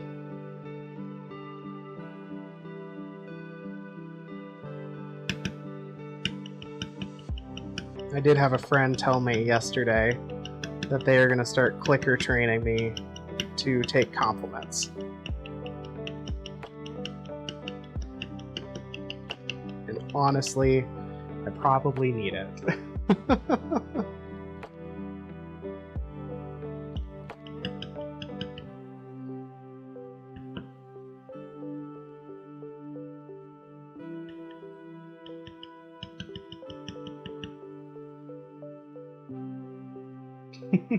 Good.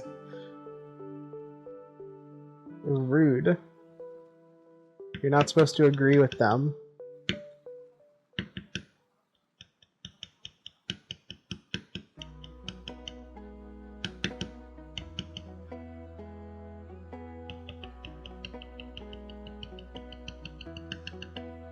There we go. It's going to be very, very subtle, but I kind of like it.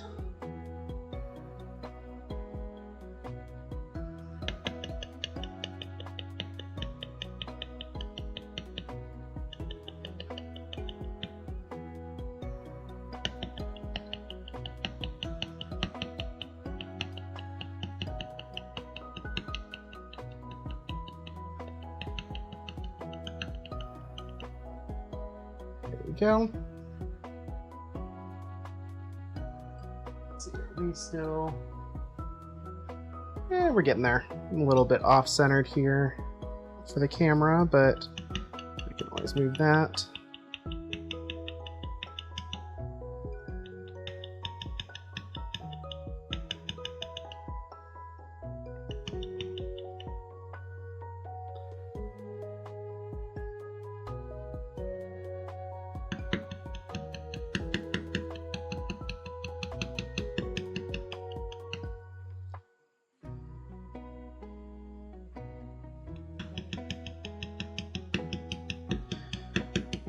Hopefully everyone's doing well. Hopefully this is kind of a nice chill stream.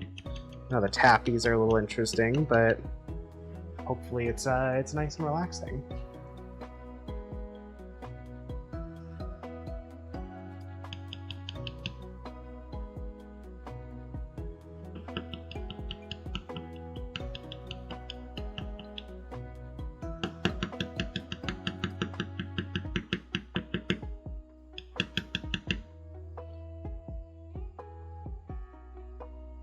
Go.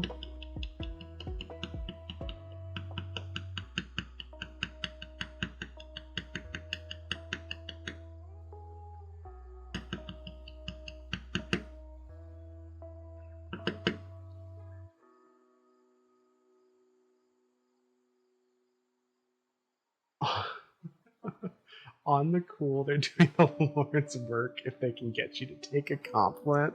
Wow. Wow. Okay then.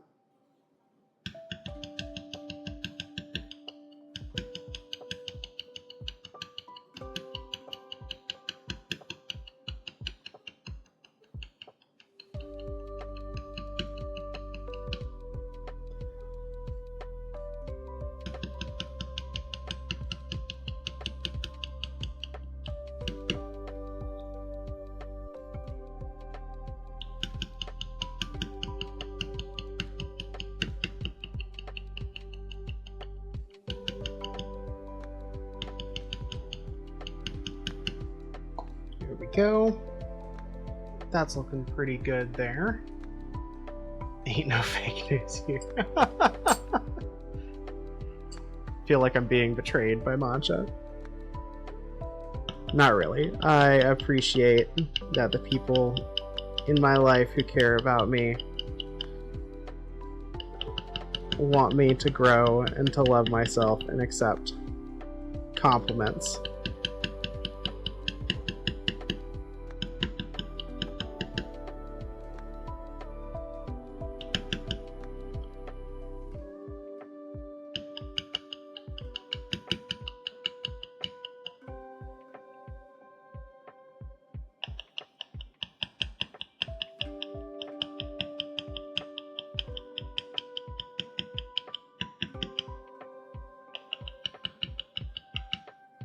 Go.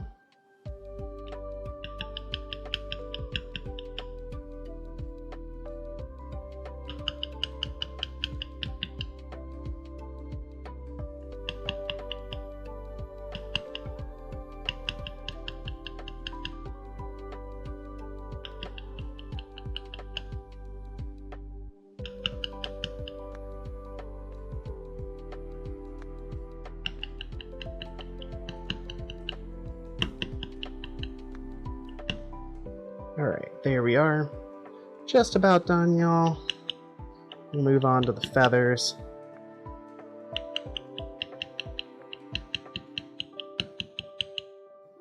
Which is a whole different process. Just as cool, though. I try to be a good girl. I do. Okay. So, that is our veins here. That should be just about all of them. I am seeing one that I missed. I'm gonna get here. Yeah, just the one.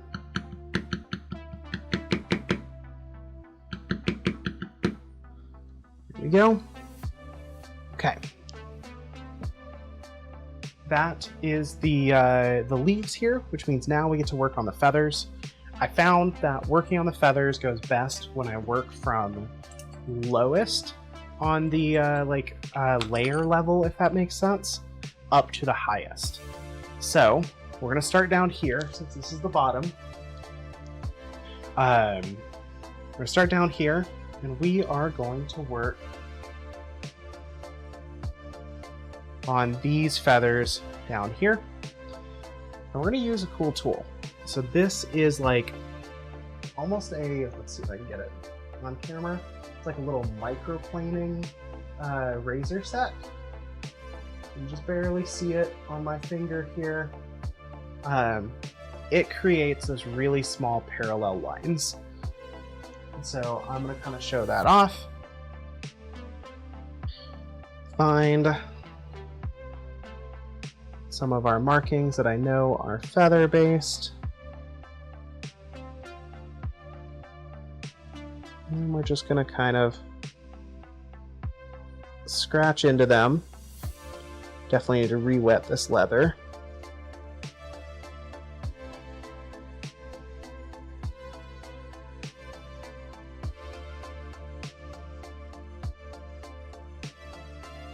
Just going to kind of scratch into them like that, because that's just going to make those really fine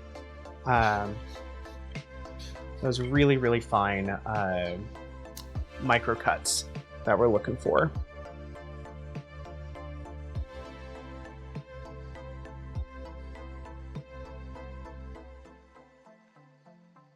And it's going to give these feathers a really nice detailing that I wouldn't be able to get otherwise.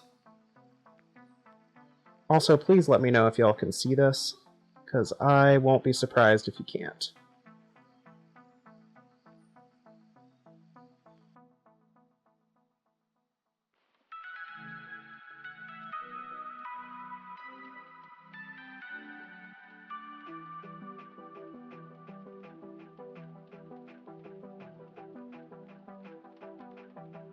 Go.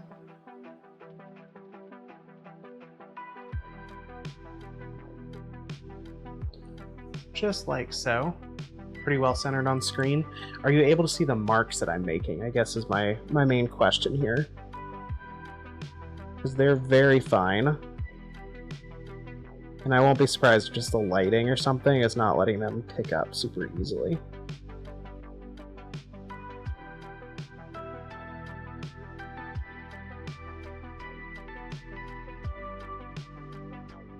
It's just one of those, I have no idea how it's going to look on stream.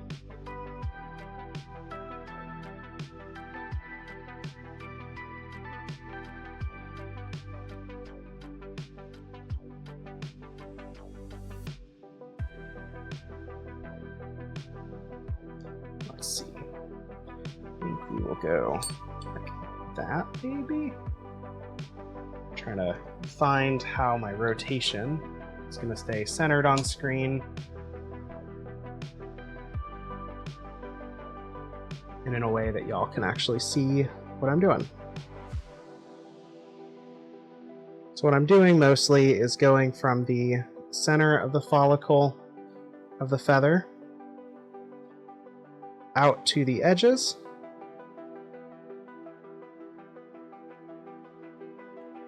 I know on this side it's going to be a little hard because I feel like my hand is covering all of this. But that just might be what we have to deal with on some of this. Not all of them. Like on the next one, should be able to see a lot clearer. Yeah, fingers crossed. Again, I don't know how well it's actually picking up on the screen itself. But this is a very nice tool. I remember I was in the store picking up leather for this corset, and I saw someone had tooled a really nice feather in the store, and I was just like, how did you get these lines? And they showed me, the store person showed me the tool, and I was like, oh my gosh, I need this. This is exactly what I want. Yeah, that's true, they do. That's a good point. I might try that with a swivel knife sometime. I think for what I need it for right now, I'm fine with this handle. But the swivel knife's a cool idea.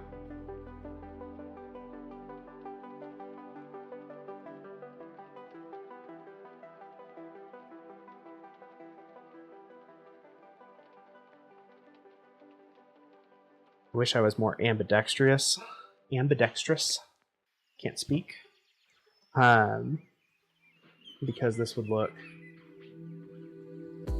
I could then just swap hands nicely, which would be really convenient.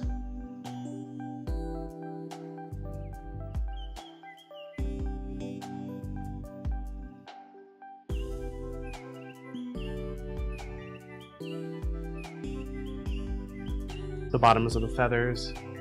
The bottoms of the feathers are just a bit curved, and it really helps. Yeah, that's a good point. I can generally, these feathers, since they're more like chest feathers or back feathers, I can generally just work the tool with enough of a curve to get what I want. As I'm like doing this completely off screen, sorry about that. I can generally work the tool and get the curve I want, but for anything steeper, yeah, a swivel knife would be ideal.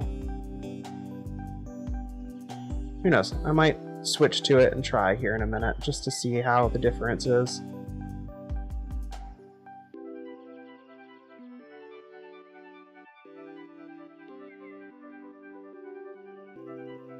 Hi, Sammy. How are you doing? Okay, I need to like recenter on my screen a little bit. That's better.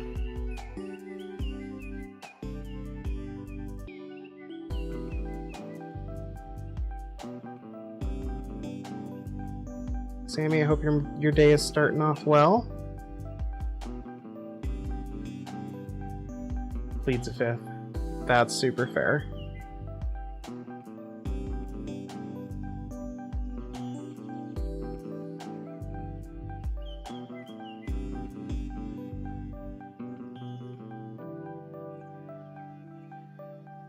We are just finally tooling some of this corset leather.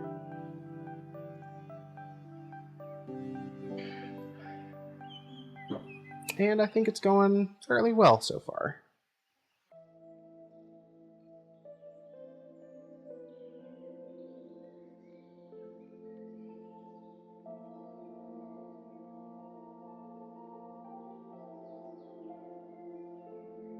Definitely need to remember I should be doing this in reverse layer order, just to make sure I can go over any of these lines with lines above them. I should be focusing way down at the bottom first rather than climbing like I naturally want to do.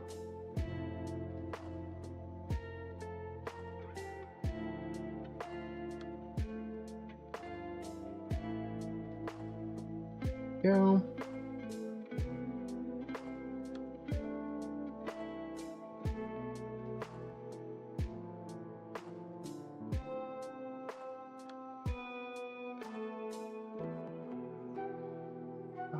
Definitely need to re-wet this just a little bit as we go.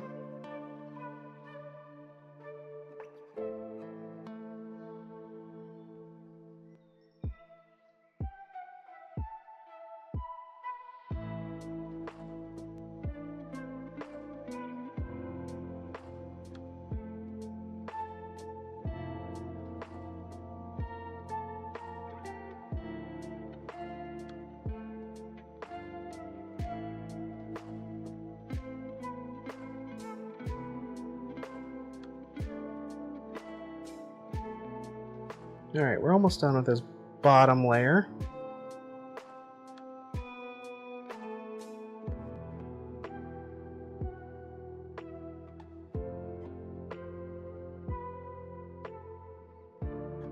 I'm not going to know what to do when we get to the top layer. It's just so different from my norm. Okay. So, we'll move up a layer here. We are just going to repeat that same process.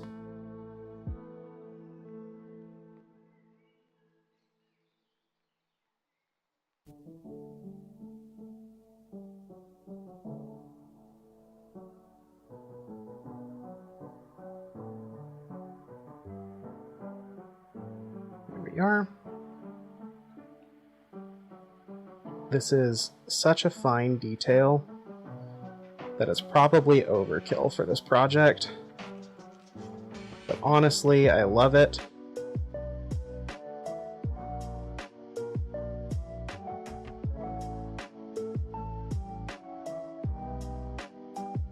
And I think it's going to look really good.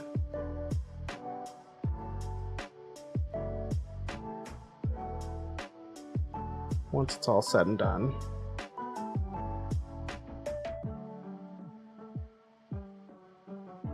Because what we'll do basically is we will go through here like we're doing now with all these really fine lines, and then we're going to come back and actually tool this like I did with the leaves. Give them some real like three-dimensional look, which will override some of these lines, but that is completely okay. As long as the majority of the detail stays there, that's really what I'm looking for.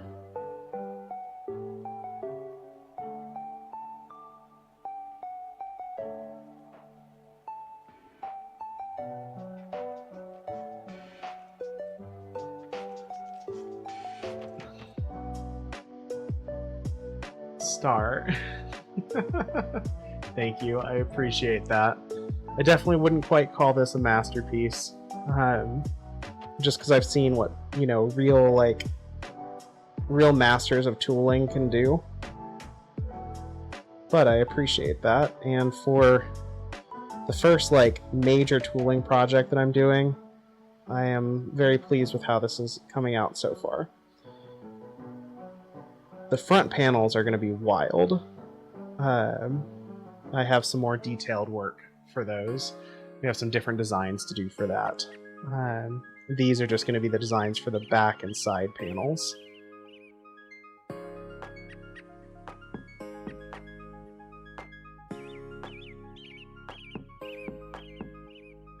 I would share the artwork, but I kind of want to surprise.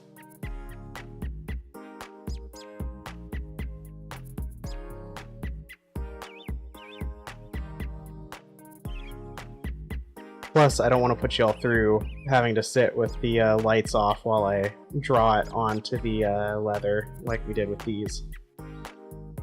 That seemed a little tedious for people. And hard to see.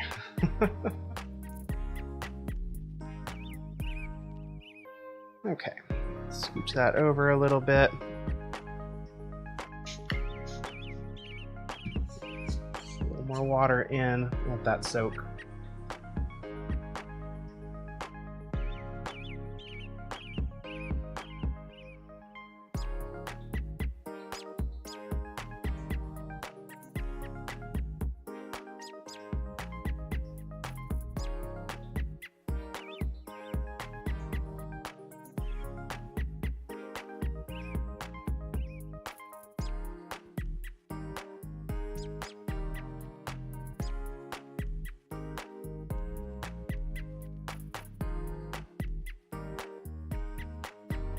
Her.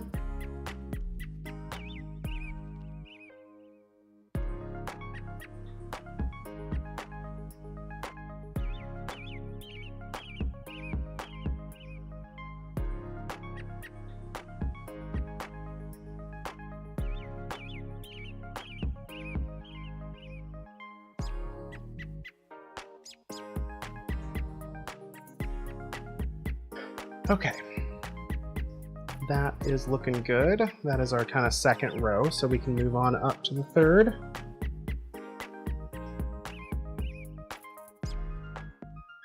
We are probably just going to finish these feathers tonight. The other panel has not even been started, so I haven't done any of the ivies on there. So we still have a lot to go. And I don't want to do all of it tonight.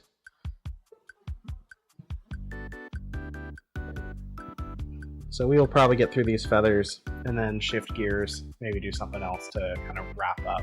Because I imagine this is still going to take a while.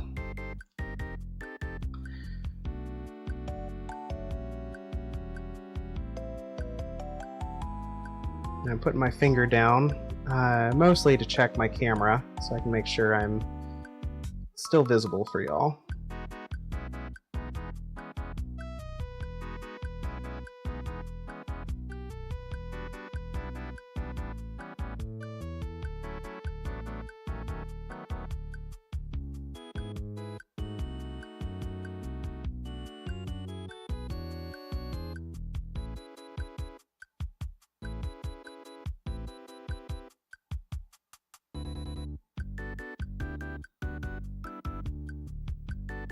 Let's rotate that.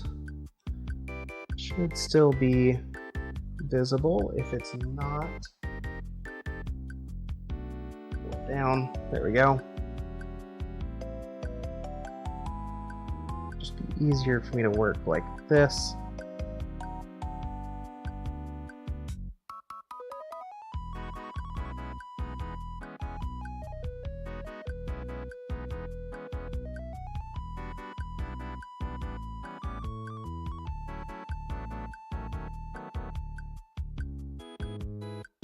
Go.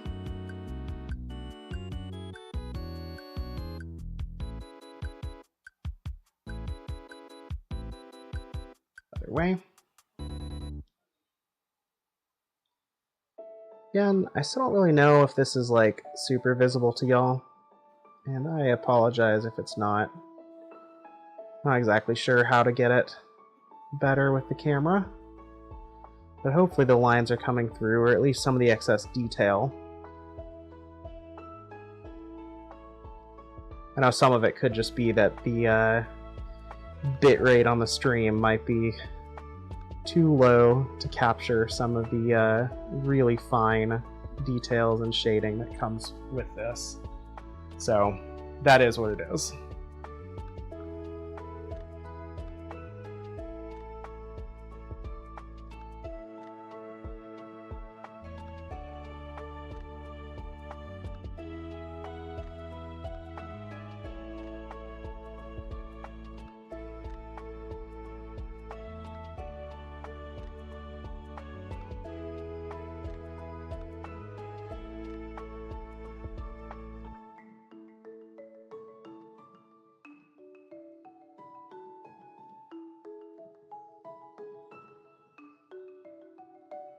There we go. Oh yeah, some of that detail is coming through. More visible on the app than on the TV. That makes sense.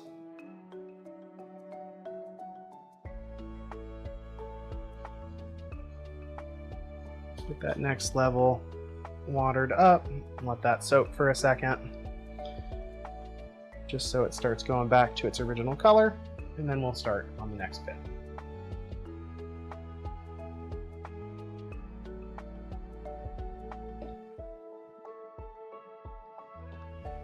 Here is where we'll start.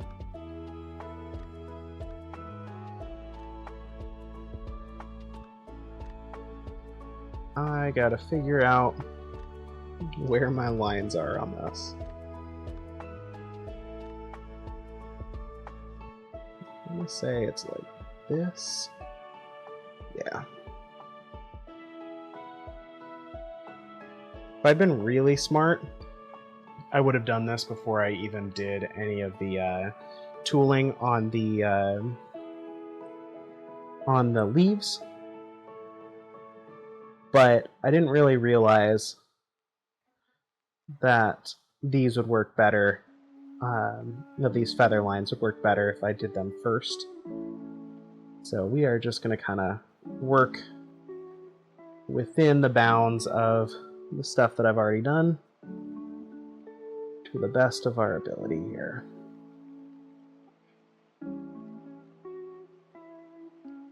Alright, there is a feather right here.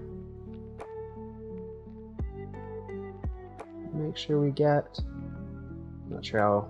I know I moved the canvas around and went off screen. Sorry about that. Here should be good.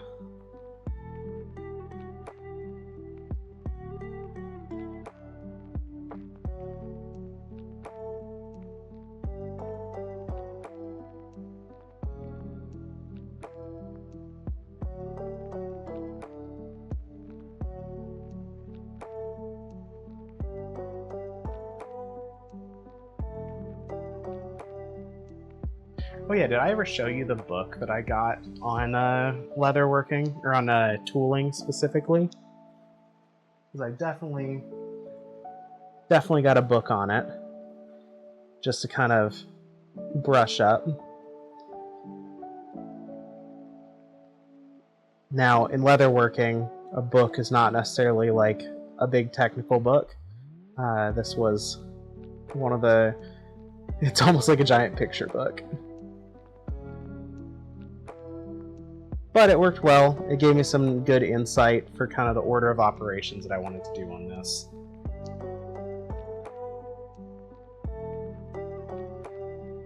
Okay. Here.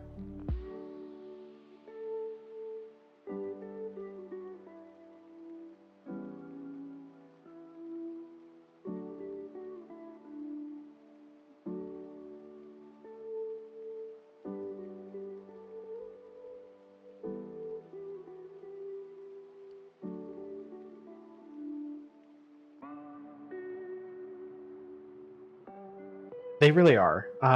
This one actually was pretty helpful. It's got some good patterns in it as well, like full-size usable patterns that I could just kind of trace if I ever wanted to.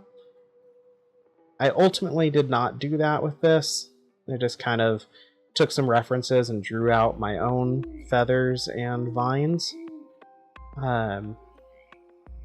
which I then traced using the projector last time. But it's good to know I have those resources, and honestly, I appreciate that it's a large picture book because I can see it a lot easier. Like, I can see some of the details. Right here.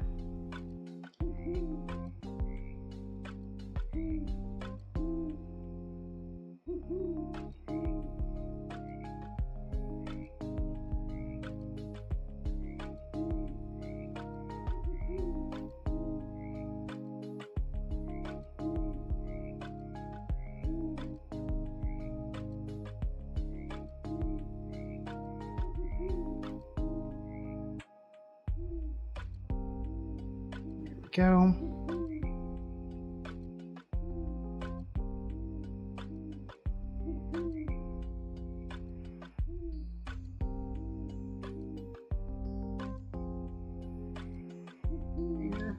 Okay.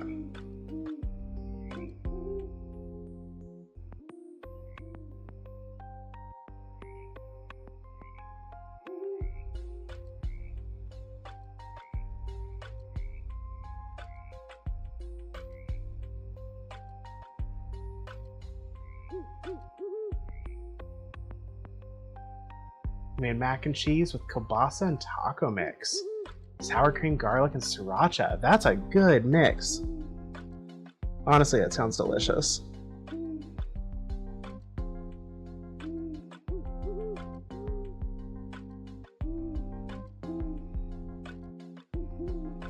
I forgot a feather back here. Gotta go back down a layer.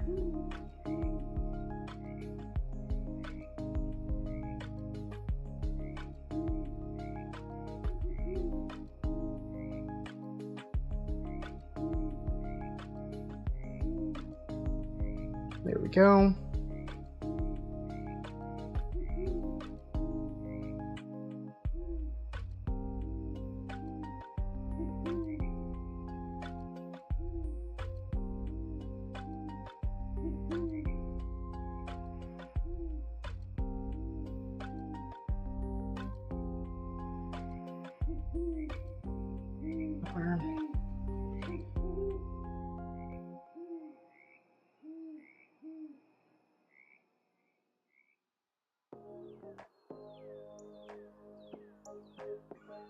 There we go.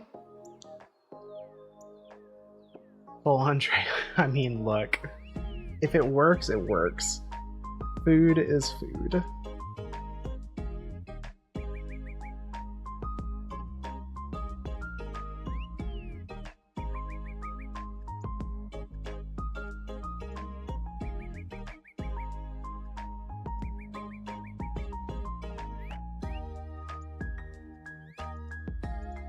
Here we are. Okay, that is another layer pretty much done. So we will shift up and do our next little bit here.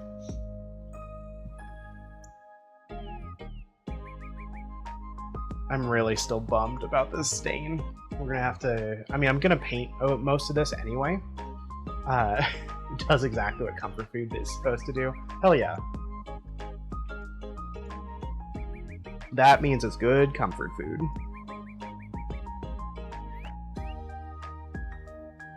But yeah, I'm gonna go back and paint most of this anyway, so I know we can kind of hide that stain, but it's still a bummer. Hopefully it'll hide pretty well when we actually, you know, stain the whole leather piece.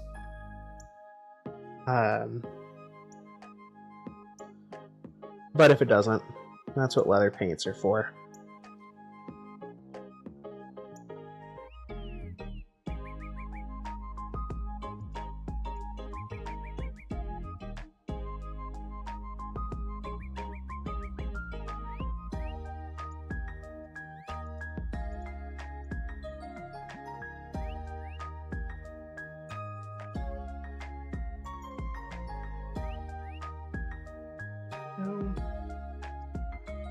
So, okay.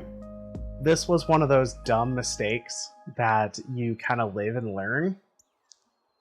I had this tool that I was getting set up, or I was looking for initially, so that I could mark out my borders here. So I knew I'd leave myself like half an inch to work with. And I found it. It was in my toolbox.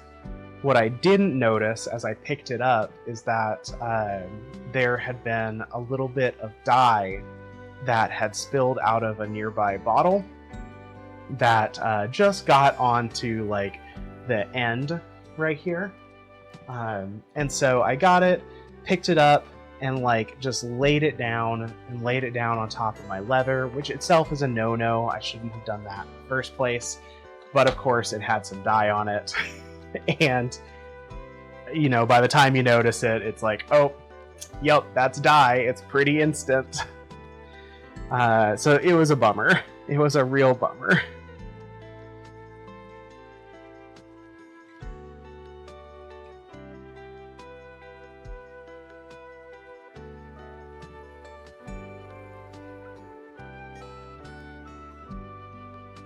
But yeah, it unfortunately is just one of those live and learn.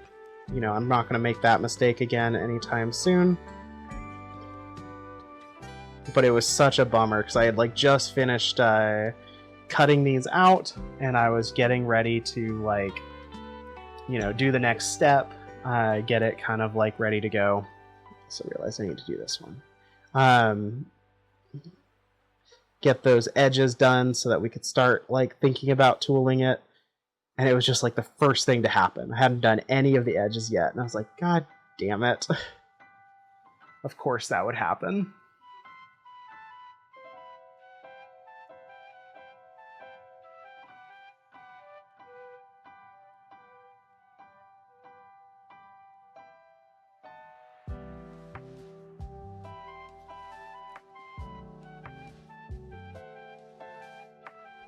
Check the lid before shaking the dye. Oh gosh, I can imagine. Holy smokes. I feel like I've definitely done that before, where I just didn't check, and, you know, lo and behold, now you got a mess on your hands. Okay. We are getting far enough up, and I'm gonna grab my rag here. Fairly clean rag, but we're gonna grab it and start putting it over some of this as we work. Because in that same vein, I know human oils can also be a bit of a pain with leather when you're tooling it.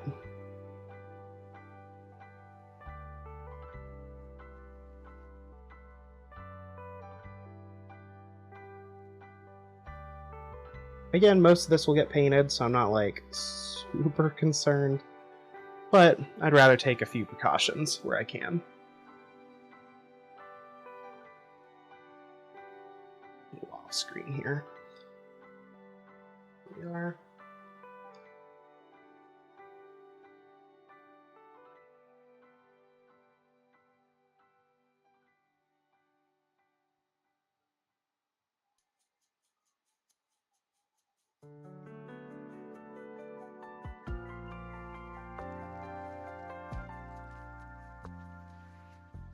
Slorca's 60% burb.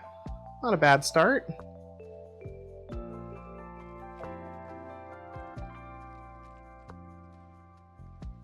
You gonna get any new VIBs tonight?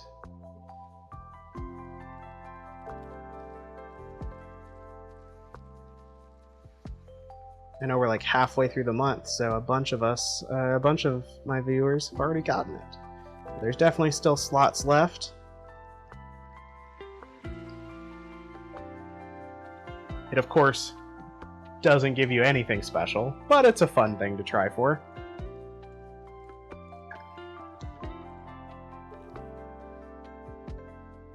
There we go.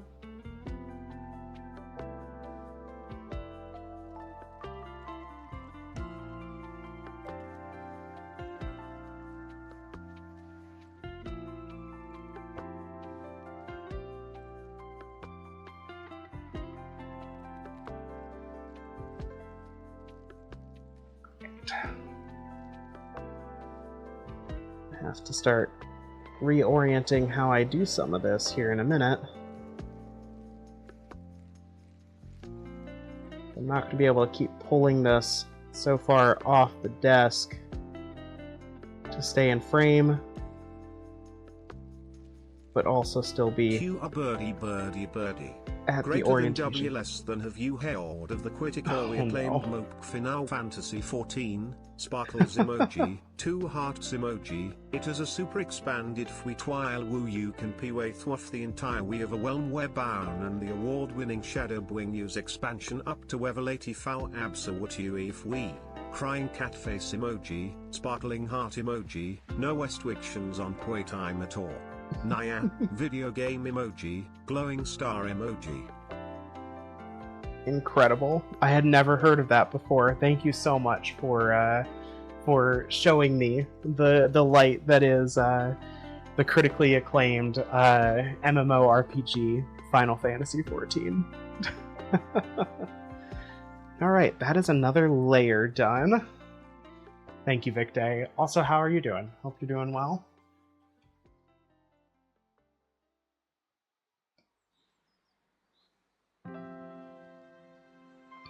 Let's see. I'm gonna go up.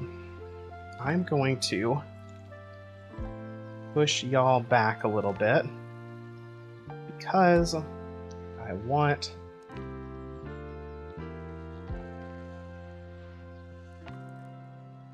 just like that.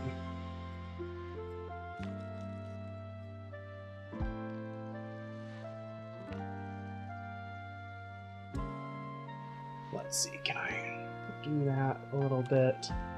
Yeah, there we go. Okay, that should be a little bit easier on my back. Work is better tonight. Upset how they handled, yeah. No, they handled all that really shittily. That's... Y'all shouldn't have to put up with it in the first place, but then your coworker should not be getting the brunt of everything too. On top of that, from staff.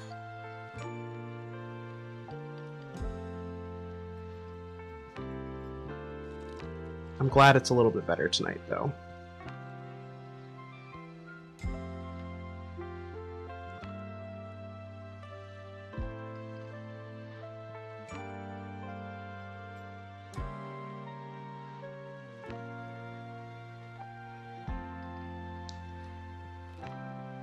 Yep, okay, good. Still, this camera angle is going to work a little bit better for us, I think.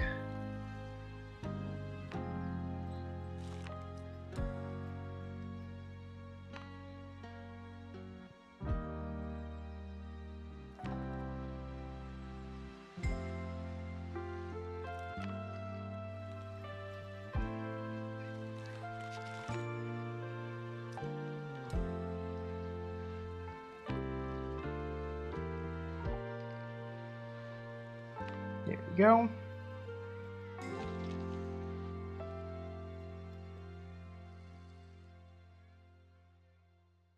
Cool. Okay.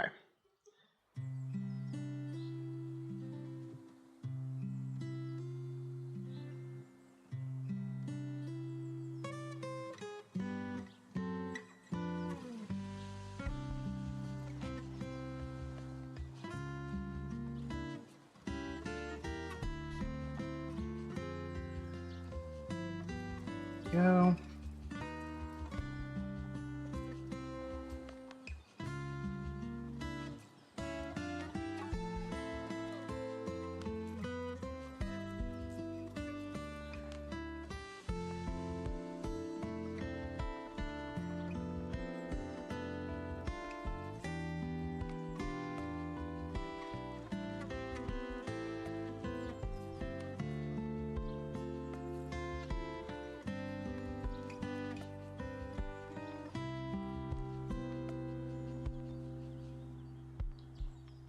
This is starting to look really good. Jim Linnell. Is it Linnell or Lionel? I feel like I've heard the name, but I don't know from where. If that makes sense. It's like one of those names I should know.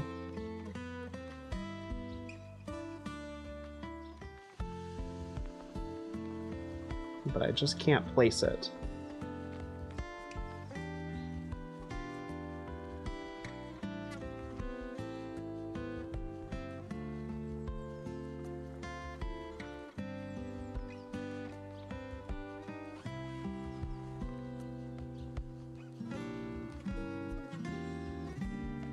His shop is Elk Track Studios out of Montana. Okay, I have definitely heard of Elk Track. I haven't looked too much into what they do or what he's made, but I've heard the name for sure.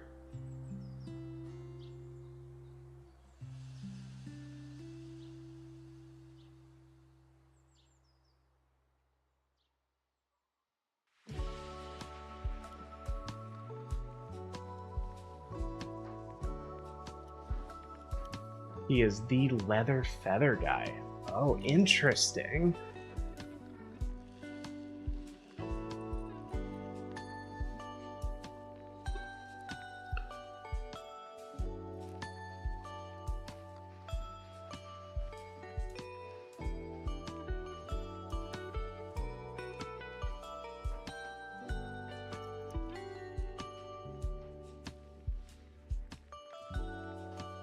I will definitely have to look him up and see what some of his writings and tutorials and talk about leather feathers are.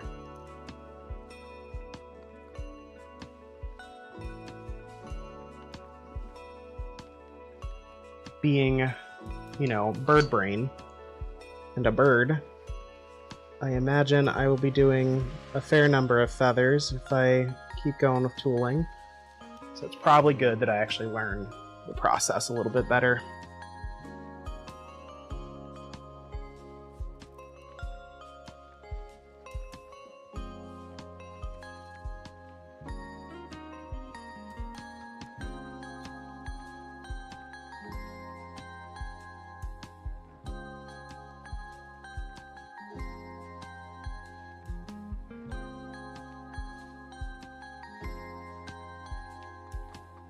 Go.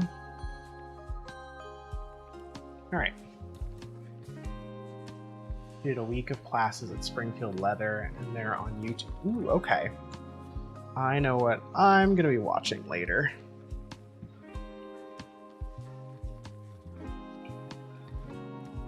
I have a vision for how I think I'm going to finish these off. Most of it just involves the edges here, kind of pulling and pushing them in a way to kind of get that 3D effect I'm looking for. But definitely good to learn more of like the tried and true techniques.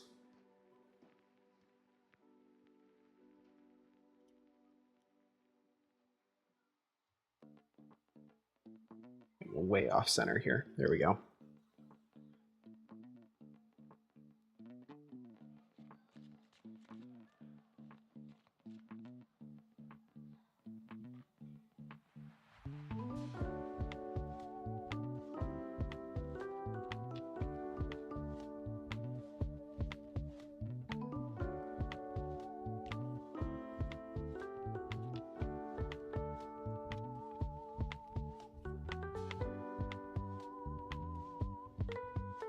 Said he has been doing leather for over 55 years.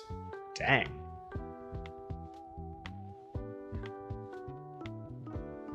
What makes you feel special, mini golf?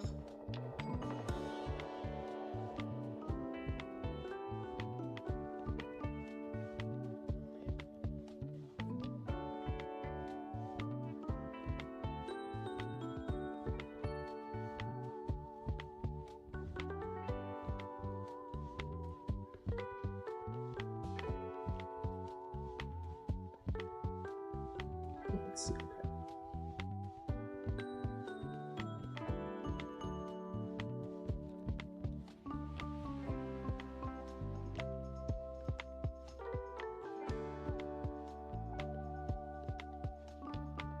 I hope I get to a point where I can say I've been doing leather for 55 years.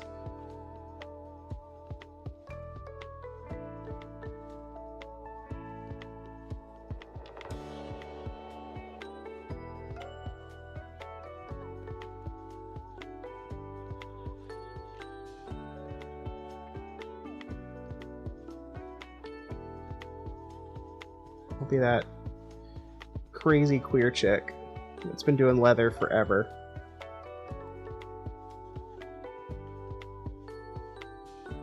Okay.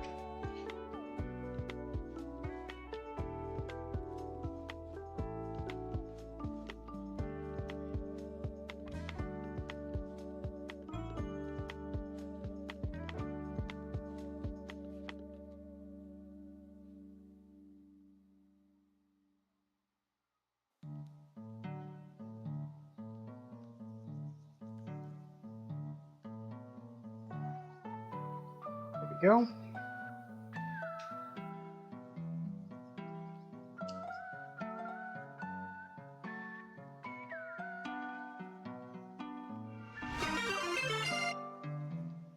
Oh my gosh. Thank you for the gifted sub, Victe. For all 5 of them. Holy smokes. Welcome to the flock for everybody who gets them. We started a hype train. Holy smokes.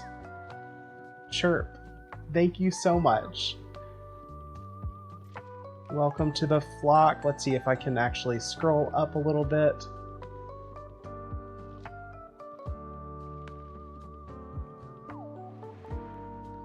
Also, hi.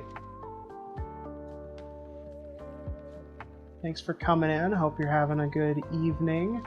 Why can't I get this? Please, I just want to scroll. Thank you. Ah, yes. So thank you. Welcome to the flock, Cinead, Bagel, Lunar Red Panda, Latigo, and the Catman.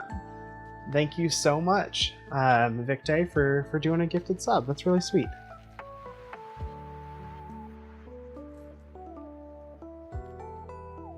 Also, that definitely puts us over into our second set of giveaways. So we will be doing a secret cuff giveaway, and I believe the second one is going to be custom Velcro patches. I know it says a custom Velcro patch. I might do a couple of them. So there will be some multiple winners on this giveaway when we do that in August. So thank you so much, Victe. I really appreciate it.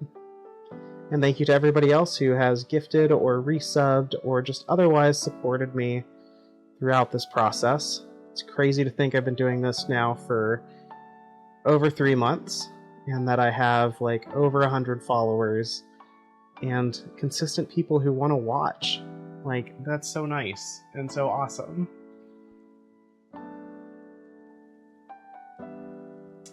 Look at all those new emotes. Love them.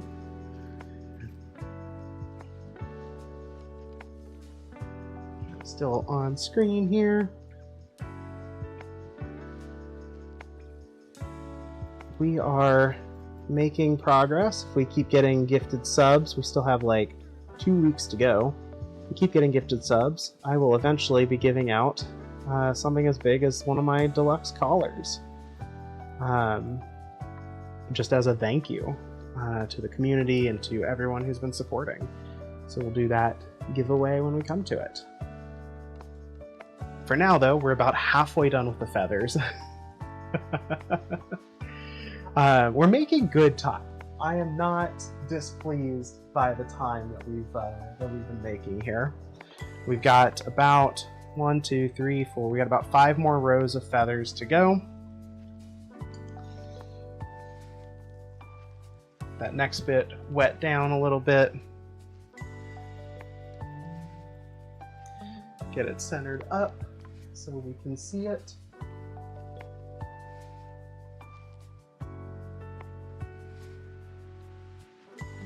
And we'll just kind of keep on chugging along, because the more we can get done means the less that I have to do on my own later on.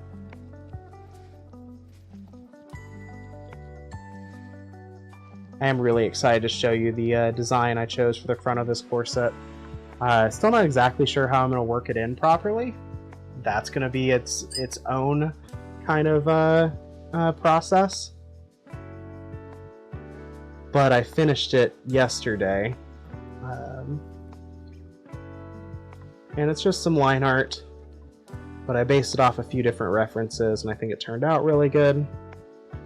I'm excited to get it carved in and set up. Let's see, right there.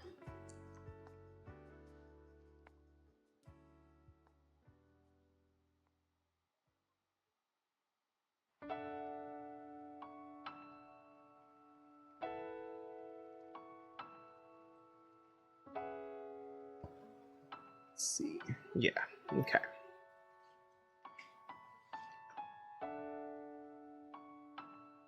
Ooh, what do we get? Let's see what we unlocked at the hype train here. We got the confetti hype. Choo choo, y'all. We have a new emote.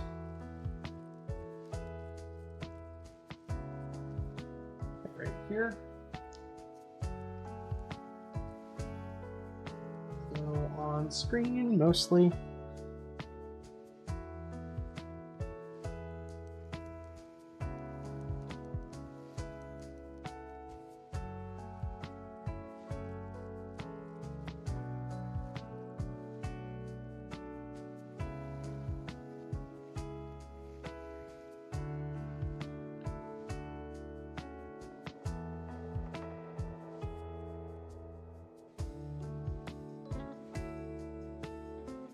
Go.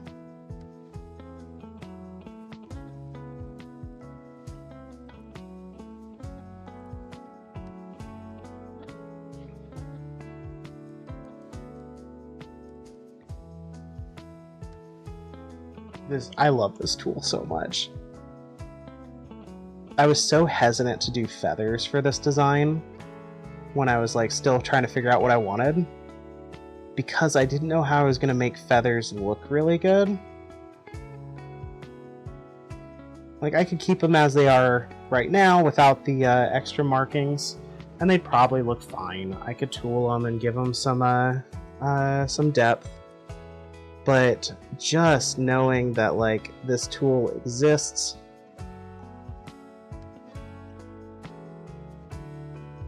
just made it so much easier for me to go like, okay, yes, I can make this look pretty good now, even if we're just kind of figuring it out as we go.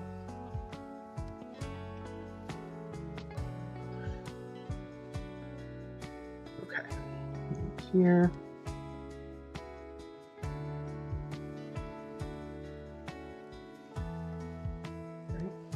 Yeah, okay.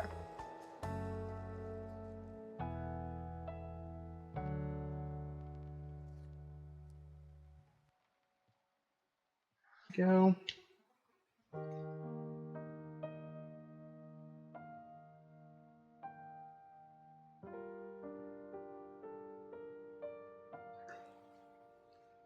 Okay. Another bit done. We will definitely did a little bit of a mess up there, but it's pretty unnoticeable. And I think we will be fine with that.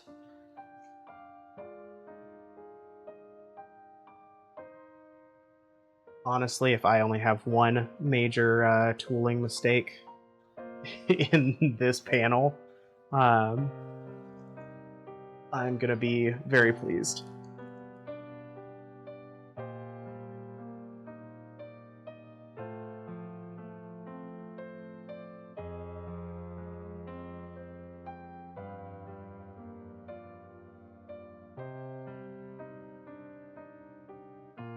There we go.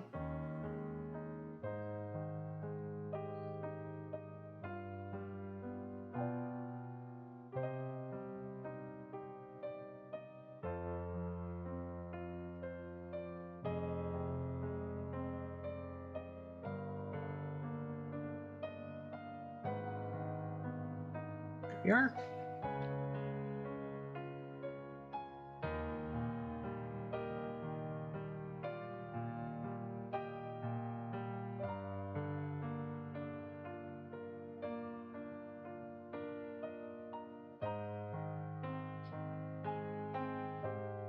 Hi, Bagel. Hope you're doing well. Hope your evening's been going well. Thanks for stopping by. Feel free to stay around if you can, but if you're busy or have other things going on, I totally understand. But it's always good to have you around.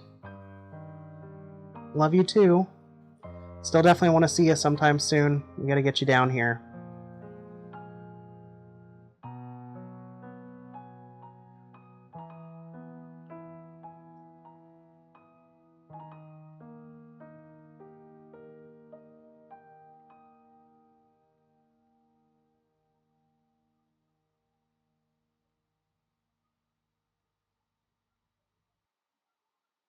There we go.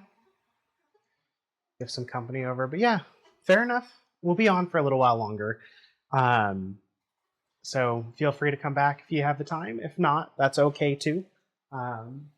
We'll always be on next week too. So no pressure either way.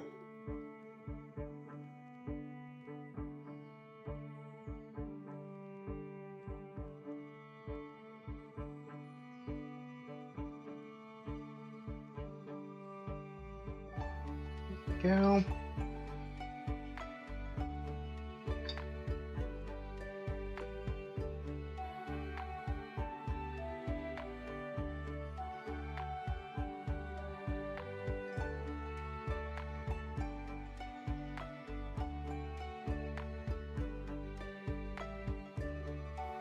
Okay.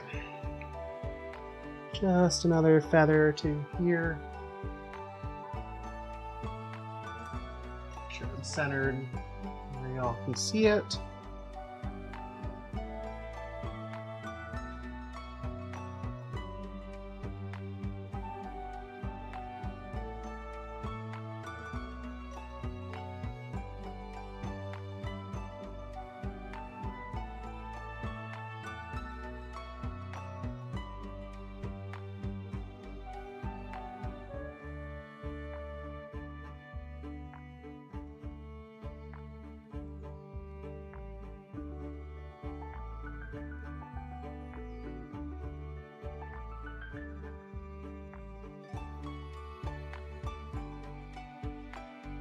There we are.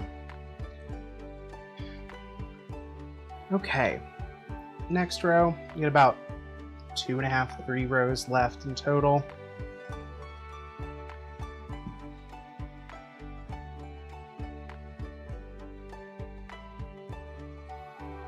Let's make sure I'm still centered here.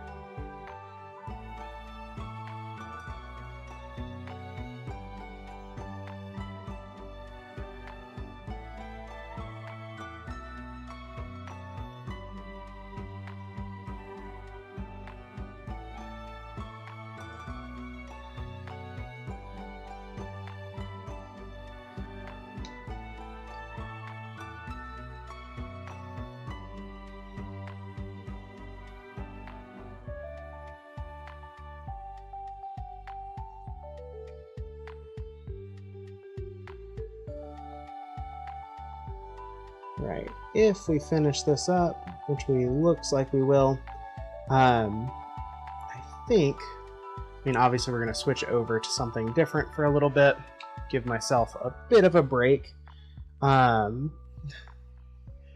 just for, you know, sanity's sake. So make sure I'm going all the way to the edges on some of these. There we go. Clean those up a bit. We will shift gears, and we got a couple different things we can do. First thing we might do is we might finish off the paddle key fobs, or the key rings that I've been doing. Got to put some grommets in. We'll start with painting them with some Resolene, because really that's all they need left to protect them. And then we'll finish up with the grommets on those once that's dry. But we also might try gluing up our dragon scale collar and cuff set, because we need to put a backing on it, get that glued up, at least so it can set. I've just been waiting for it to finish drying. So we'll get that started, and then we can start, hopefully early next week, start stitching that up and really finishing that project all together. Still very pleased with how that, how the dye and antiquing turned out on that one. So I'm excited to see the final product there.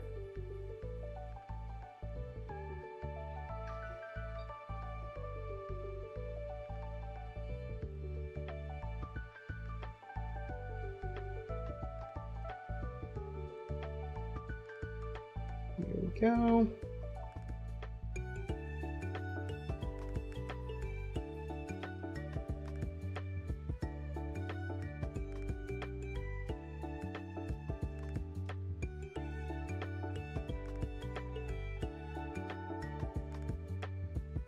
Let's see. I think actually while we're here, I've been alternating every single time.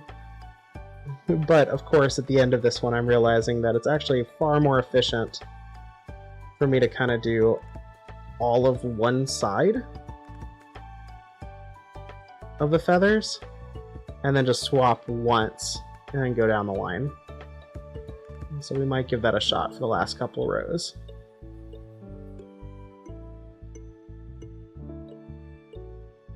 Here we are.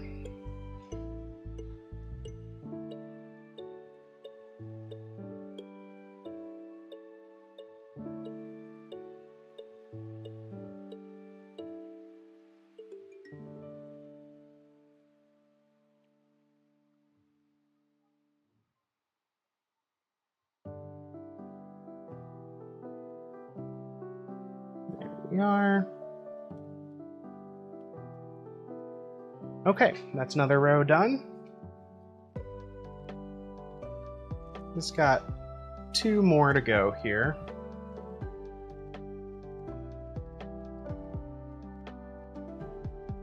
And this time we're going to do all the same.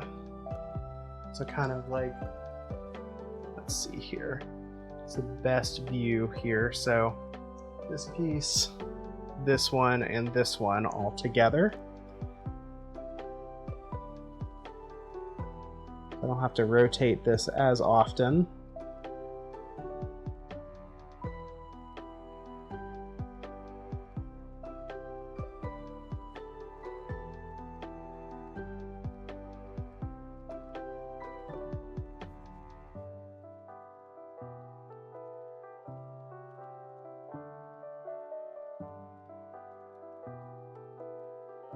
There we go. Yeah. Gonna remember this for the other panel. The other panels, rather.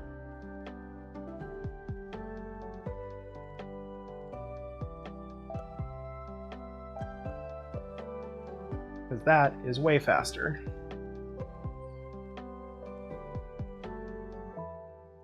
Right here. There, there, there.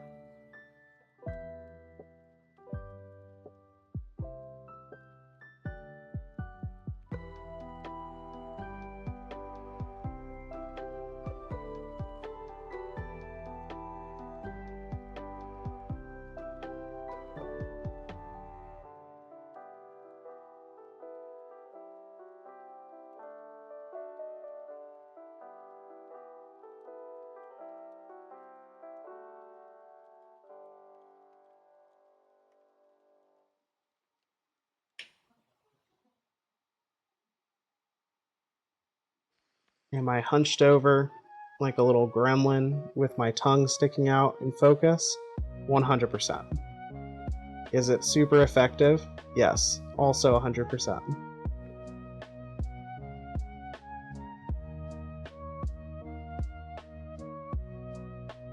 Don't you dare, Papa, stop shrimping. This is helping me work. 25 needs a bird to stop shrimping. Oh, the timing on that was just perfect. Alright, fine, I'll sit up. Just be less efficient or something, I don't know.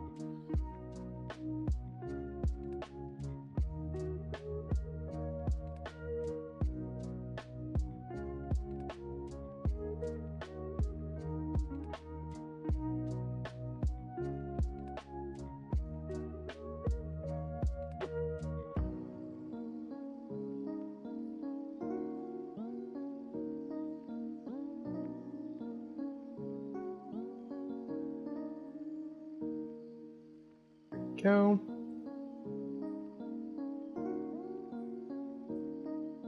Pixel, which 25 needs you to hydrate? I'll hydrate here in just a second.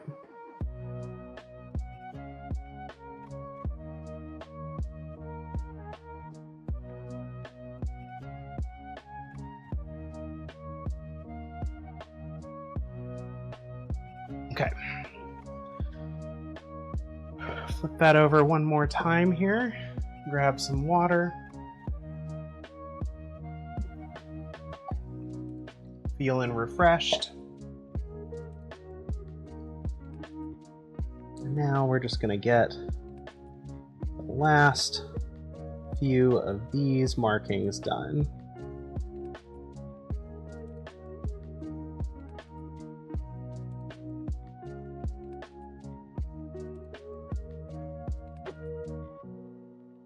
So the next step in this, for these feathers, is going to be to start shaping out the follicle shafts, so the feather shafts, and the edges of the feathers to give them a little more depth, make them feel like they're stacked over each other a little bit better.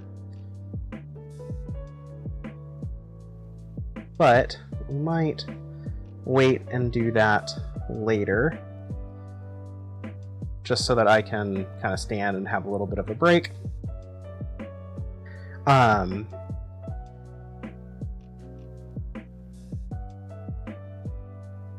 yeah, we'll kind of play that one by ear. If we finish what we're doing elsewise and I still feel like I can go on, like it's not too late or anything, we will come back to this and start working on that as kind of like a way to wrap up the stream.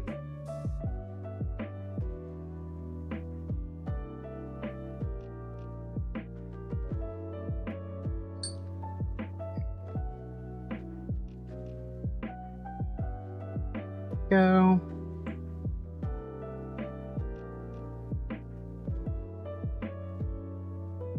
Just getting some of those backgrounds a little bit. Some minor details here and there. But that is our feathers mostly carved in the sense of like each little barbule. And honestly, I think it looks pretty good. What I'm going to do here is I'm going to re-angle our camera here so we can all take a look at this, see what we think. Let's see. Yeah, feathers. They're feathery. Let's see. Let's switch that back to 90. Swing you back around like so. And we're going to zoom y'all up and out.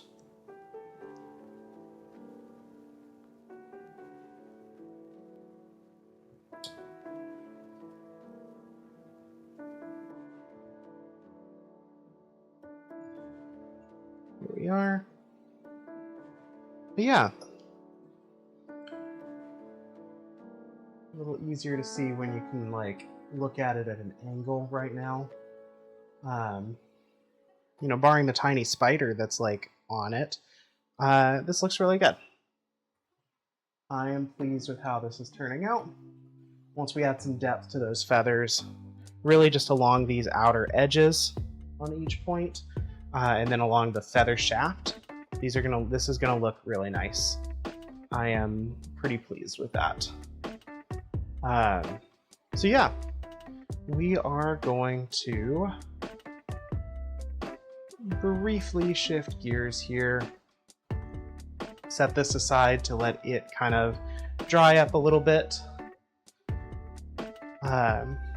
Actually, before we switch, let's kind of see the comparison here. Give a bit of a zoom in. See them kind of side by side here. And we see some of that detail start to come out. It's looking good.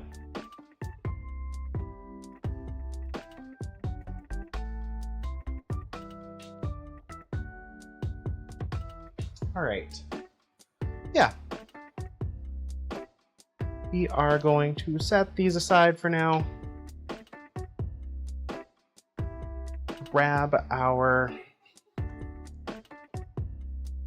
We'll grab our little key fobs.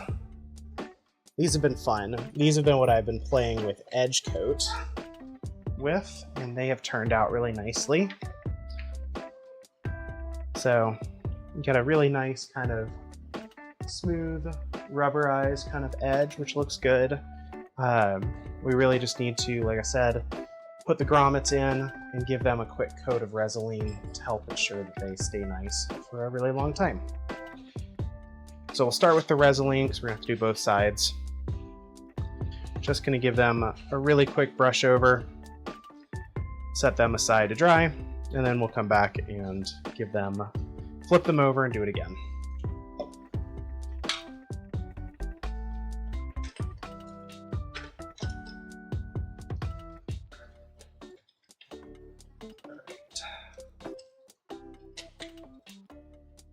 That.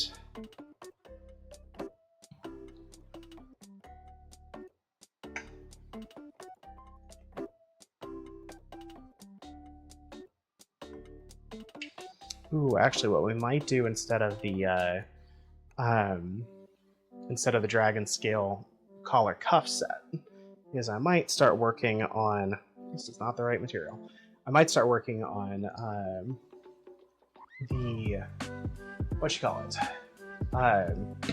the muzzle, because I want to get y'all's opinions and want to kind of work through that project a little bit. Alright, just going to give this kind of a nice generous coating here, spread it out.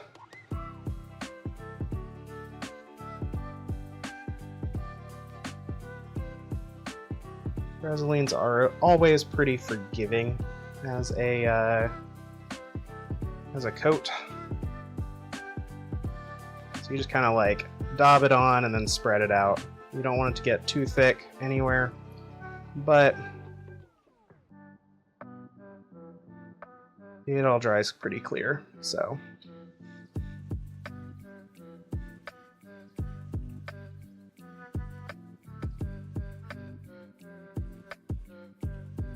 And it'll give that dye just a little bit of a shine.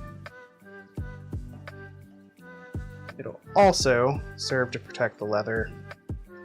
Since this is going to be on keychains, chances are these are going to get pretty beat up. So this will just kind of help make them last longer.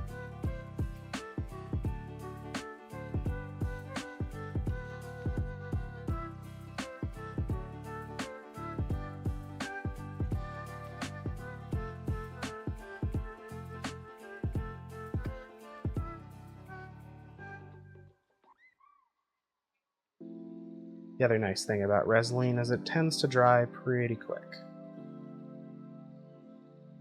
So it'll still take a little while, but it's not going to be like a, oh, it needs to dry overnight kind of thing. To fully cure, yes. Full curing We should let it dry for a couple days. But to get to a point where we can safely flip it over without it like collecting stuff or getting gross, we got a little while. Or it won't take that long, rather.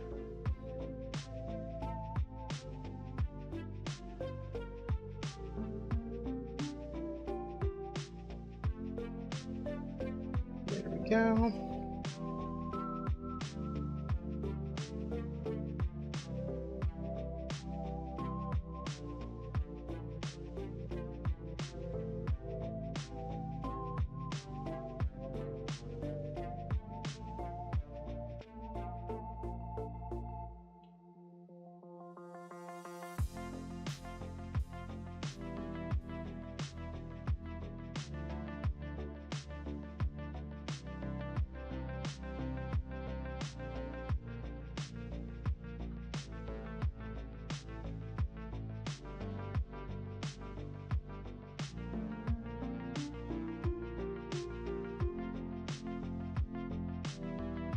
Are. Because I was dumb and painted the front first, we will just rotate this around and pretend like I painted the back first. Also, y'all have been zoomed in this whole time. I am so sorry. Zoom y'all back out. Let's be a little bit better of a view. I need a command that just kind of yells at me when the camera's not good.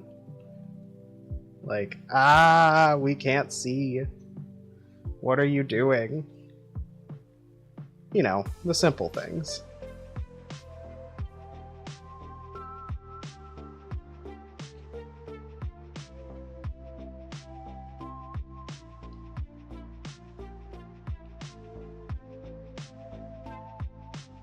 Go. Just texted me an image. Okay, I will check here in just a second. Once I put this Resolene on, we pull this off the table for a little bit. I'll check my phone.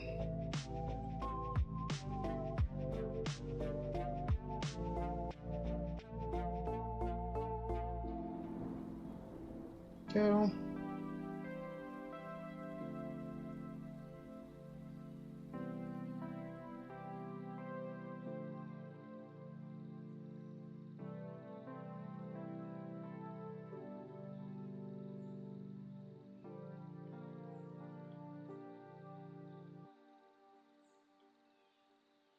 What the dog doing? What that dog doing? Hey, look, we're printing. New camera angle, too.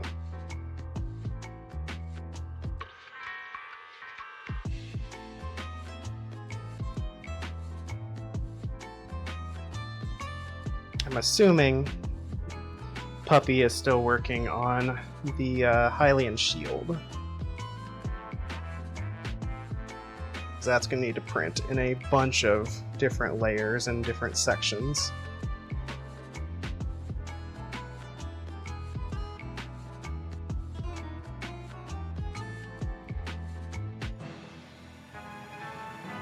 Yeah, I'm assuming she's going to be printing the Hylian shield pretty much for the next, like, 4 or 5 days. Okay, that is one good coat of Resolene there. Rinse my brush real fast. We will set these aside to dry. I'll check my phone here.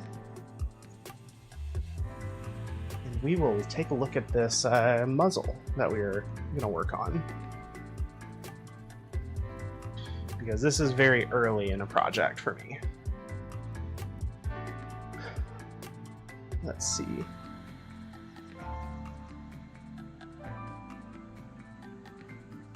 The cheese horse. That's great. Marianne, you should post that in the Discord. That's so dumb. I love it. That does remind me, if you are not a part of our Discord, please feel free to join. It's a very quiet Discord right now. But I would love to see it get more lively. All right. We have a cage muzzle here. Get that angled so I'm not blinding myself. This is a muzzle that our lovely Matcha would like me to customize. It originally came, I mean, it's a true dog muzzle. It originally came like this, with these pieces kind of situated here. If I can get it to sit right. Just like so. Where that was basically the padding that came with it. We are going to replace that, make it a little more ergonomic, a little better suited for a non-dog face.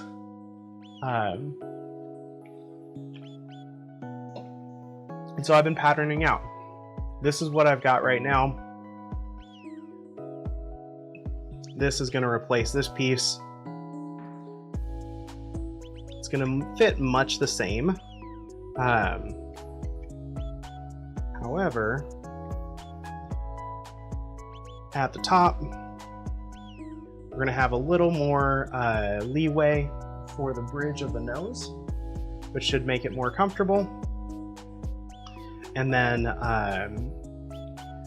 hopefully be able to design it. To just look nicer. But yeah, this is the current plan for this. How I want to do this, so this is where I want to use some of the lime leather that I've got. But I actually want to like partially wrap it. I don't have a great way to showcase that. Let me see if I've got some scraps. Pretend this is our lime leather. I want to wrap the soft padding around the lime so that the lime still sticks out. Zoom this in here. So that the lime still sticks out, but is padded here, and then I can stitch it with a bright green. That will kind of match that lime and should also be a UV reactive thread. So the challenge being, I need to kind of figure out the shape. Obviously this is going to be the shape of the lime leather here. This flat side is going to be really easy. It's going to be, of course I'm off the screen, flat side is going to be really easy to do. These strap pieces are going to be easy.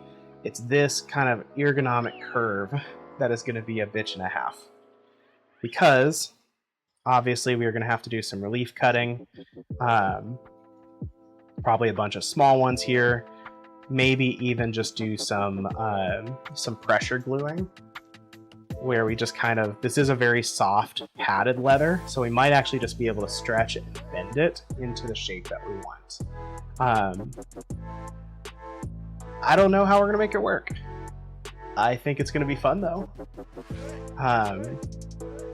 I think it's gonna be a project that we will probably really tackle in a future stream. I might start tackling off stream to get more of like the patterning done. Besides this top piece, I also still need some good straps that are going to go out. I'm thinking we'll probably have one where this existing one is. I'll probably have another one up here or on this piece right here. Probably this one right here because it's going to mess with this piece a little bit less. So probably up here. That's then going to wrap around under the eyes.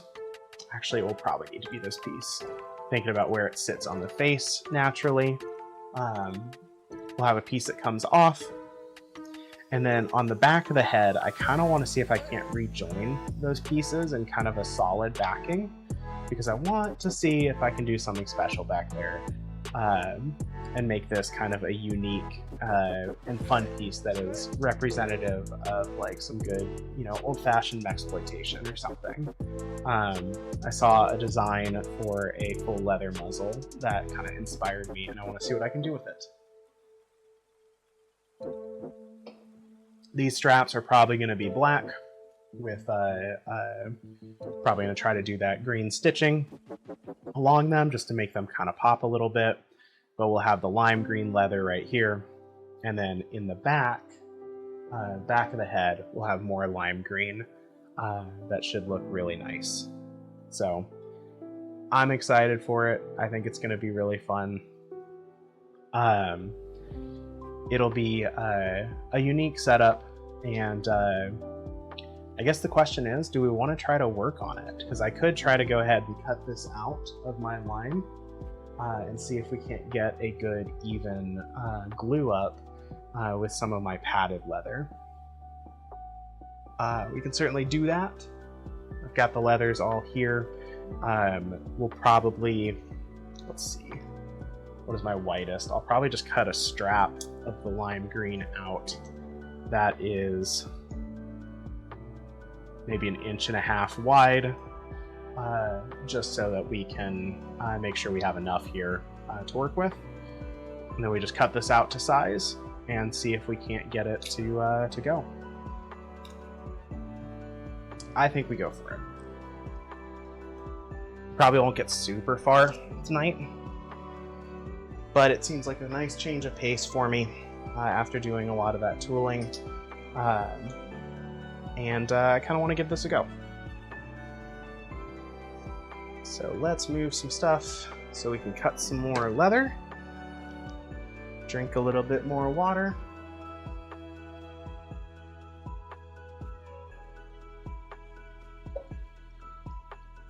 Matcha, are you still here with us tonight? Have you logged off for the night?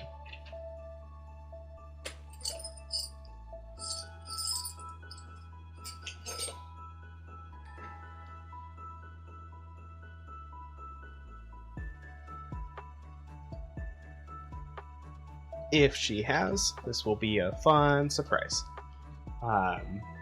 If not, I was just gonna question her on some design choices.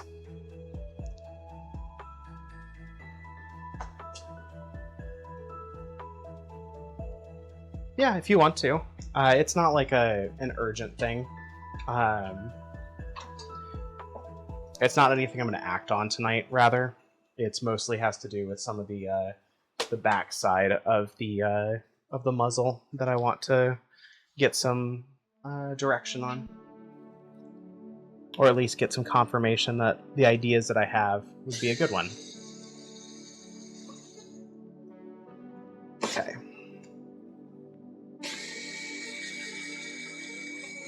We want this to be 1.5 inches.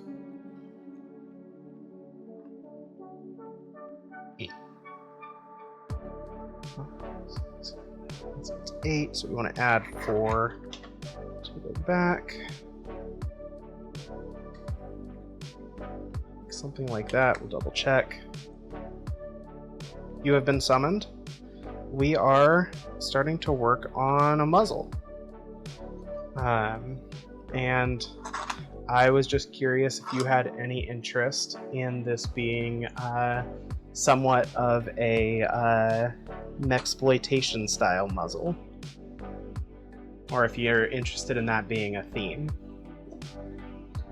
I have not read Warhound yet, so my follow-up question was going to be, if so, are there any sayings or elements that could be printed on this? If you just give me ideas, if you have the space, that might look good or might fit. And you don't have to answer here, you can always just message me. I'm just thinking as I work how this might work. So here's this lovely lime green we're gonna work with. Right now, regulatory warning, good shit. Yeah, I have a few ideas. I'll run them by you. For now, though, we are just working on the bridge of the nose.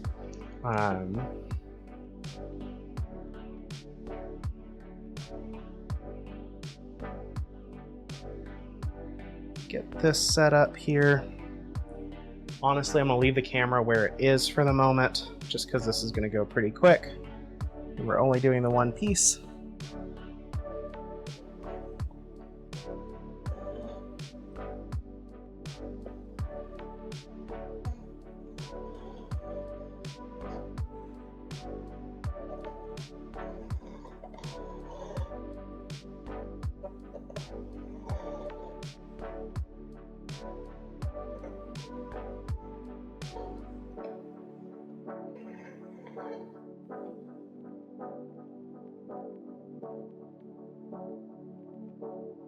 Off the leash. Okay. I'll think about that. I can see some options we could do. Actually, it's giving me even more ideas.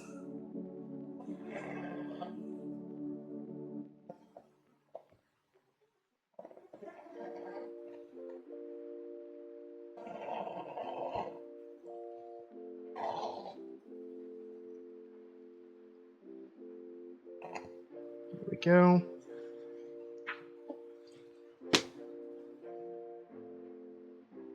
Okay.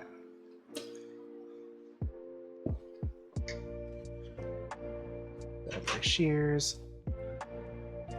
Put this back.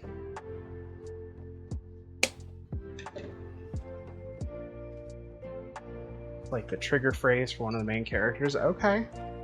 Interesting.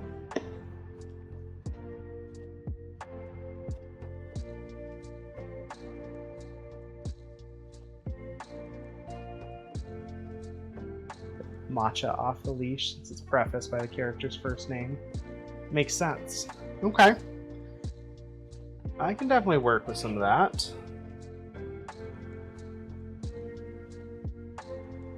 Okay. Let's see here.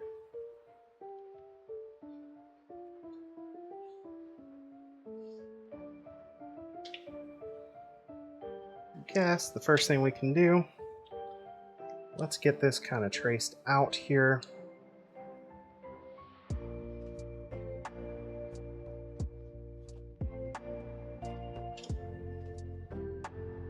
Here's my pen. I'll be thinking about that. I've got some ideas. I'll run them by you. I mainly just wanted to see if the exploitation side of things was of interest to you.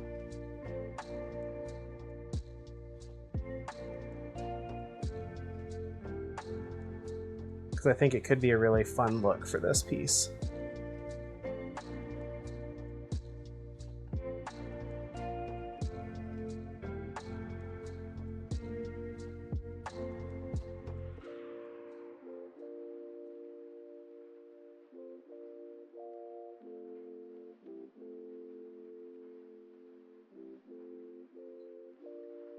Okay, there's that. You just thought of a patch that I could make? Very much so of interest. You very much become 1,000% one of those trans girls. That's fair. It's a good thing to be. I still really need to read that series or that book. I've just heard too much about it now. Sniffer as a patch. Okay. I could see that one. I don't know if I necessarily get the reference behind it. It's gonna fuck with me hard. Oh, I'm sure it will. I'm 100% sure it will.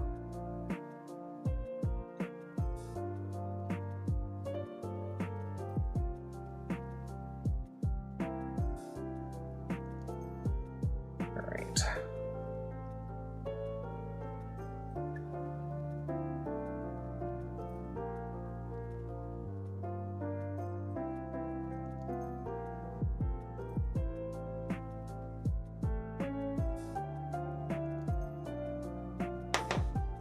Go.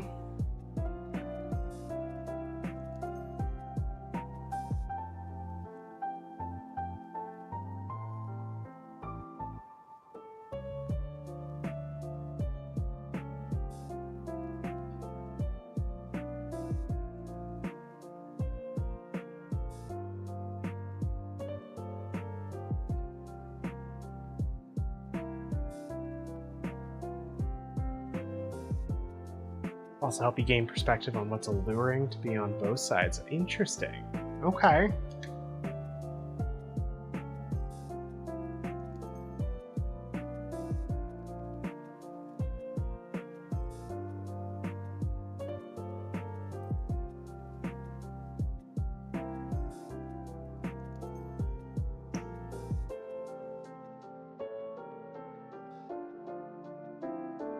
Okay.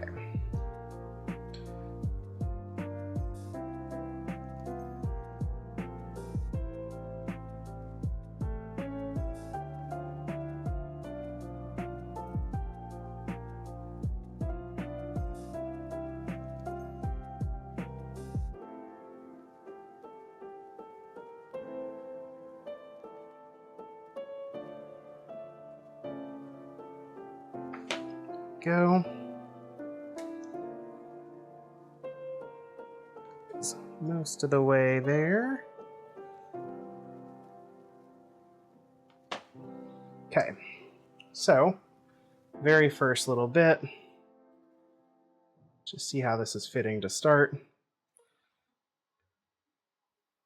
Definitely looking good, especially if we mount it pretty close to the front here, so you've got plenty of room. I think that's going to look pretty good.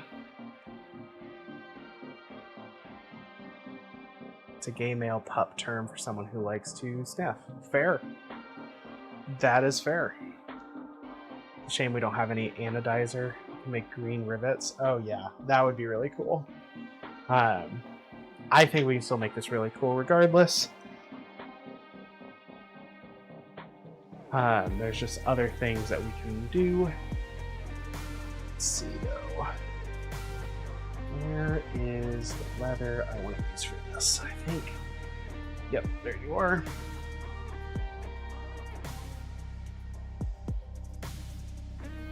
I want to make sure I've got enough here.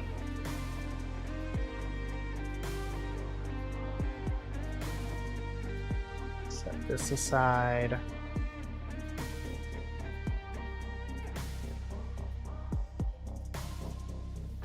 Help get in the headspace, got you to leave Vic Day looking like a victim.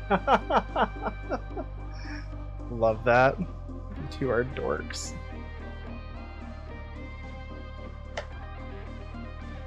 Okay. To start, just gonna cut a little bit here and there. I know I've got enough.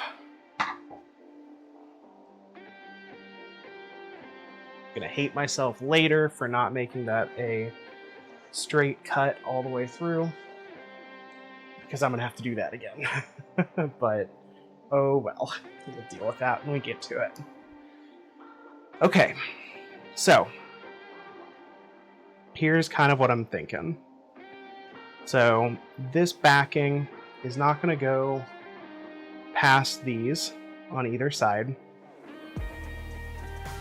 I do want it to wrap around. That's where we'll probably end up gluing a fair bit. I do want it to wrap around and sit nicely. We'll kind of score this off so we have a line that we know we don't want to go past. But I want it to wrap around so it sits nicely and it can be stitched, but it's still going to show the green through. And then we're going to do the same thing over here, but we are probably going to glue it up and stretch it to fit it so we can still get the curves we want, but just have them be kind of like forced in. So it's going to be some gluing, it's going to be a lot of trimming. but I think it's going to look really good if we do it right. I think the first step is probably to say we want to go maybe 1/4 of an inch up. I don't want to go any deeper than that on any one side.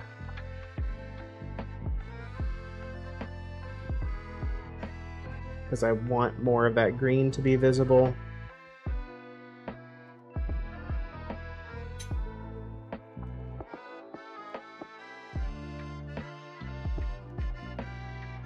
There we go. Just go across here.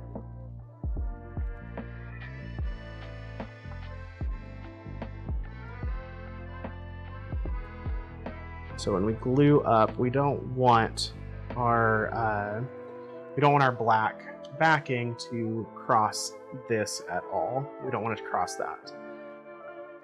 Now on the other side, we don't want to go past 1/4 of an inch either, which is going to be right here. So it's going to get a pretty narrow strip through most of this. But we should be able to work this out in a way that still looks really good. At least that's the hope, right? Also, is this the dumbest way to do this? Probably. Does it work? And is it going to work for this? Yes. Yes, it will.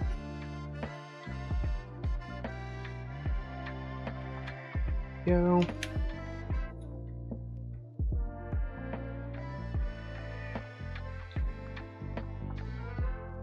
Okay. So, the other thing we can do here is flip this over and kind of line this up.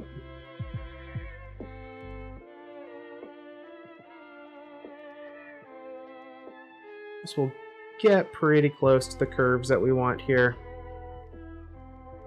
Probably won't be perfect,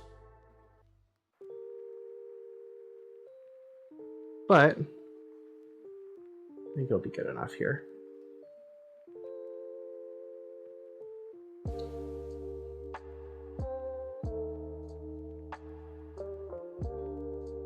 Just like that.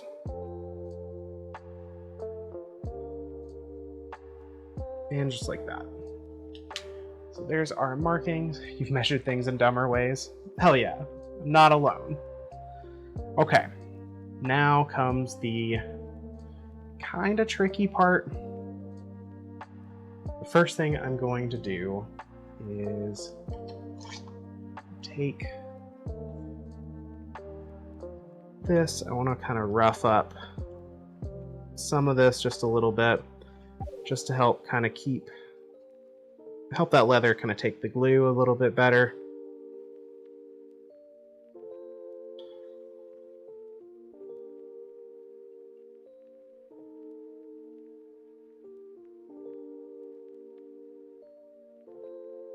There we go. And now I'll grab my respirator and my glue, and we are just going to go to town on this, see if it works.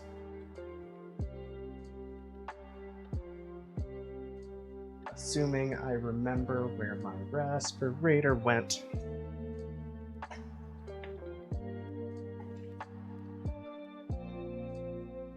You'd think I'd just put it back in a place, you know, where I would know, like, in its home. It has a home. Why do I not put it in its home? We're at that part of the stream, y'all. We made it very far into the stream this time. But we are at the point where Birdie is looking for something she's misplaced again. Although, thankfully, found it quickly this time. Okay.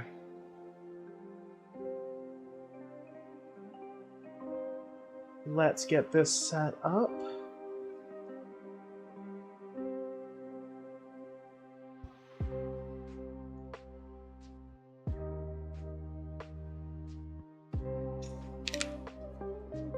There we go. We are masked up and ready to glue. The first thing we're going to do is we are just going to glue this flat side, because I mainly just want to get a nice smooth edge along that edge right there so that I know it's flat. And we're going to let this fully dry, so we might not even get to the rest of the gluing tonight. But we'll kind of play it by ear.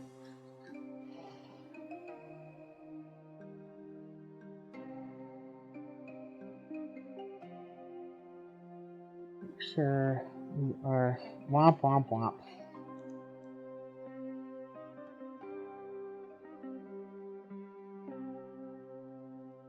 We'll see how far we get. I'd like to get pretty far in this, but I also want to do it right. Partially because I don't like wasting leather, but also just because I have a vision. I know how I want to make it happen.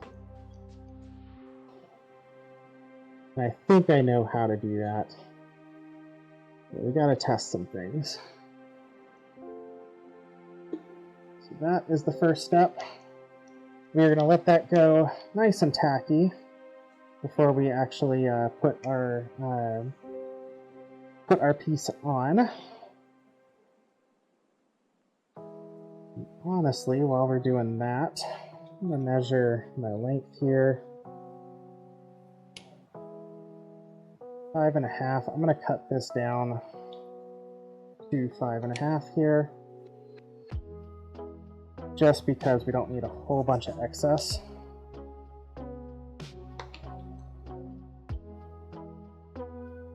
It'll be easier to trim if we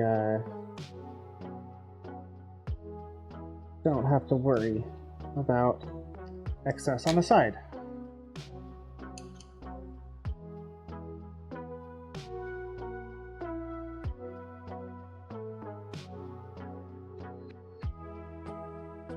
There we go. A smooth cut. Hope everyone's enjoying the Bane voice tonight.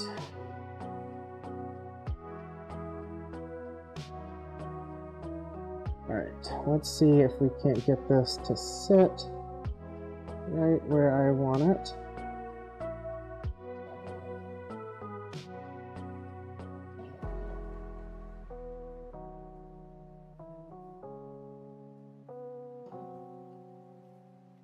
Just like so.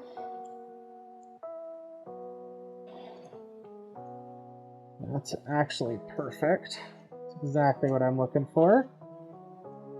Nice straight line there.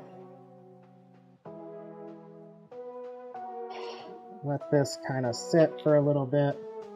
We don't want to work too fast because we want this to be nice and strong as an adhesion, so that when we fold around the back side,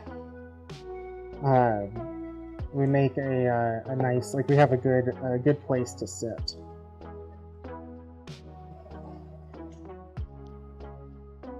So let that sit for another couple minutes.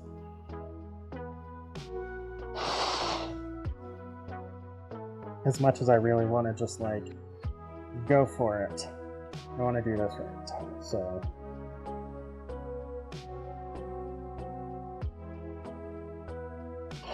okay.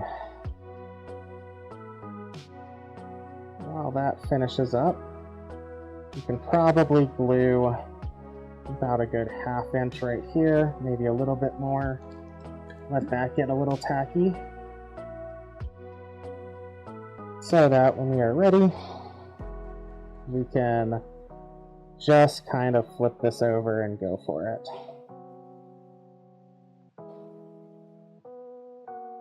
Just like that.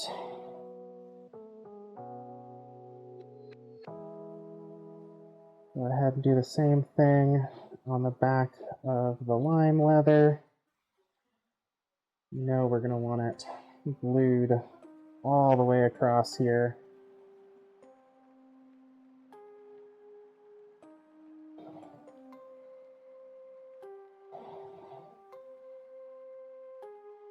Just like so.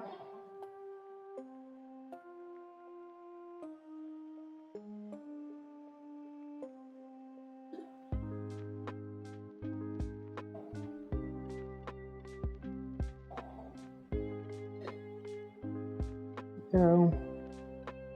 And we'll let that get a little tacky first. You're eating a cheese stick and by some miracle not being harassed by Grace. That's pretty impressive. She's usually right on top of that shit. There you go, come on. Little strings of glue. A little bit more here. There you go.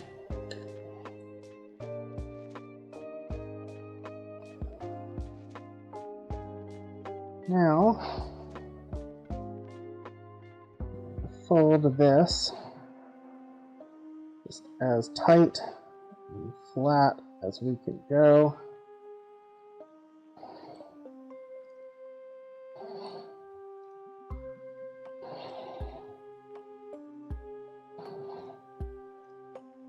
Just like so.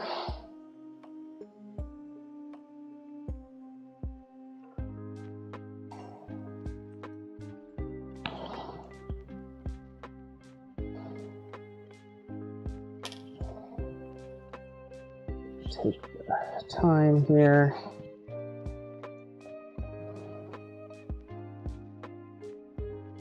To pull some of this excess off. I know I don't want it. It's going to be a little harder than I would like. Where's my shoes?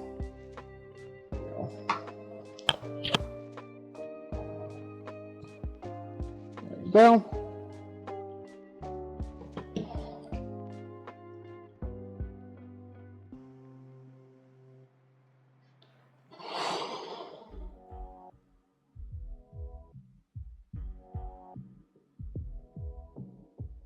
Do something with this little edge here later.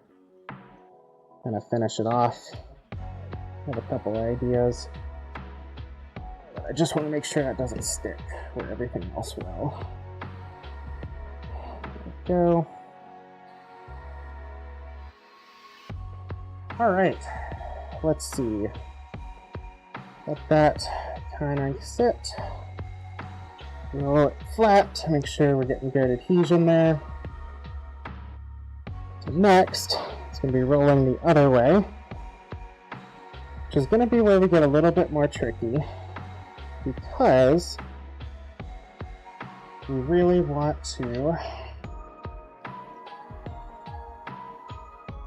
try to stay on that line if we can. And obviously up here, we have too much fabric, too much material. I know I want to stay, I go about, I want to be careful on this. Scooch this over again so y'all can see a little more clearly as I work. Ultimately, I'm going to line it up like so. I'm just going to make some marks here, because this is where I'm fairly confident we're going to want to be. I'm erring on the side of caution though, in the hopes that, like, if I need to trim back more, I can. But my gut is telling me this is right where I want to be.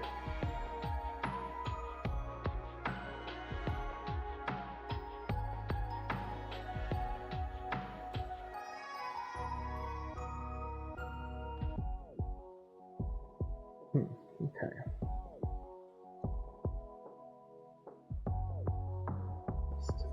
start here, like so.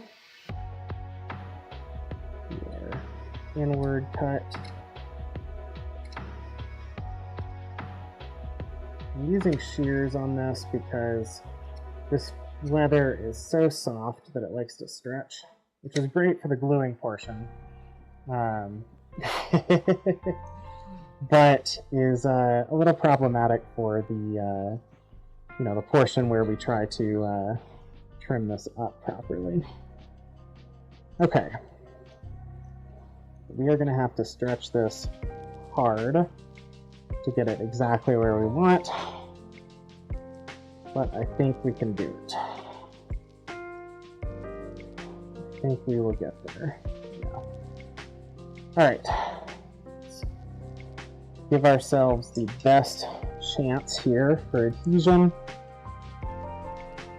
Let's scratch up a fair bit of this leather.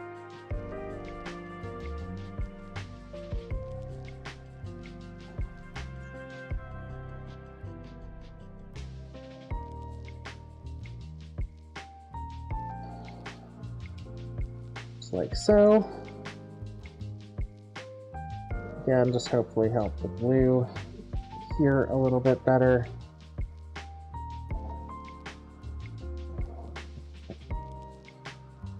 There we are. Okay, now just get a tiny amount of glue here.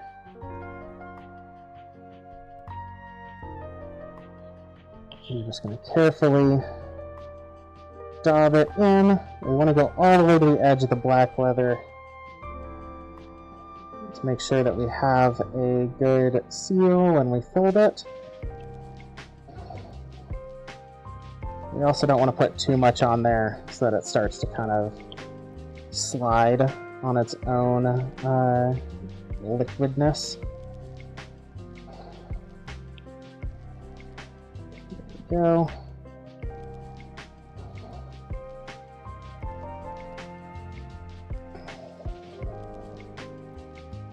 There we are.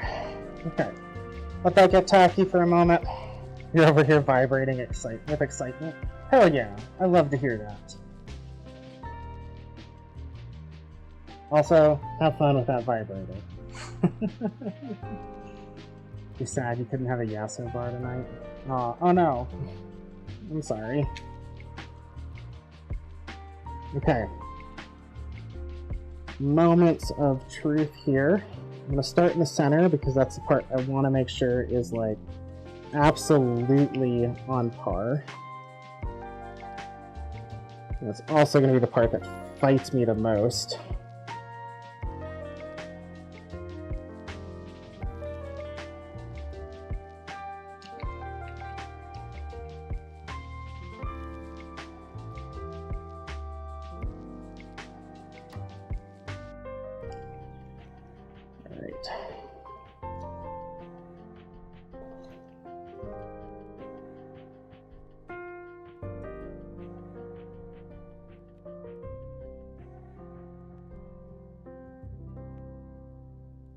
Just want to kind of roll this over as best as we can.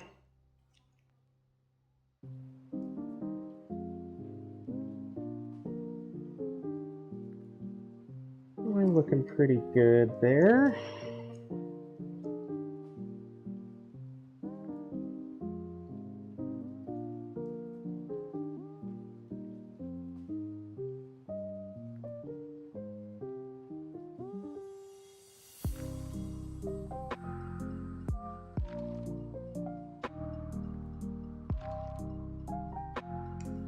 Mortem, that is just a natural part of the top of my hair.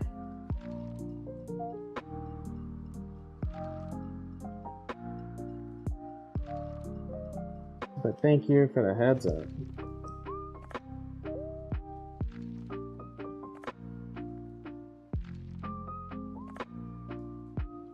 We are just about where I want to be. Trim that there.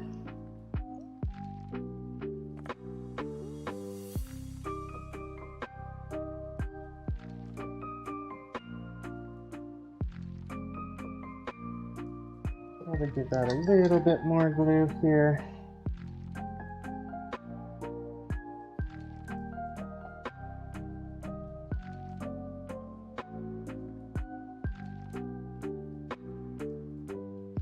There we are.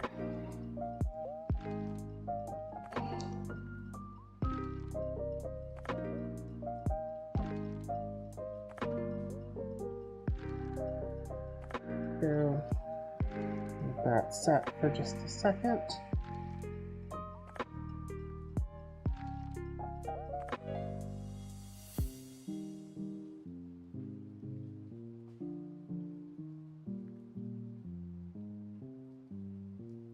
Just gonna hold this nice and steady here.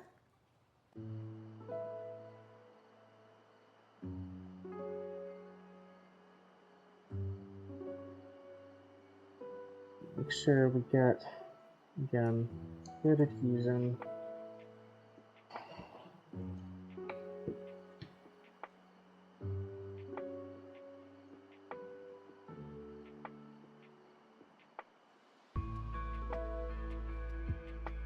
There we go.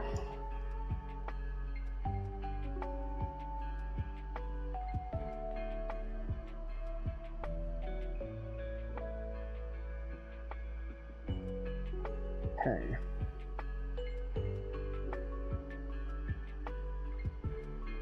Feeling pretty good about that. Just a touch of glue up under here.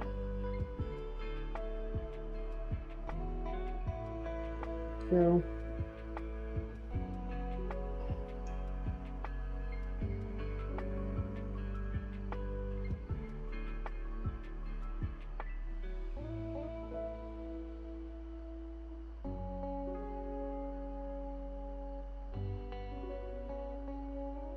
Just like so.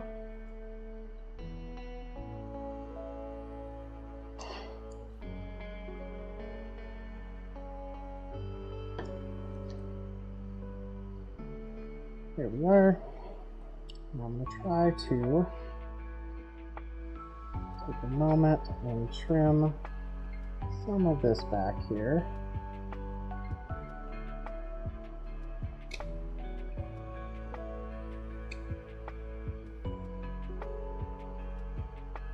If I'd been smarter, I would have done this before we even started this, but oh well. Maybe we could still make this look pretty clean. There we go. Like so.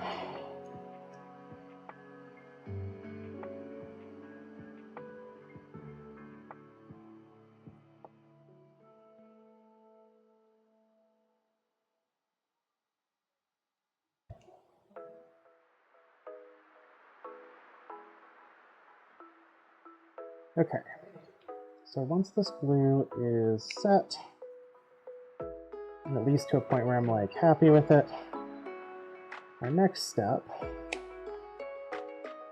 is going to be getting these ends finished.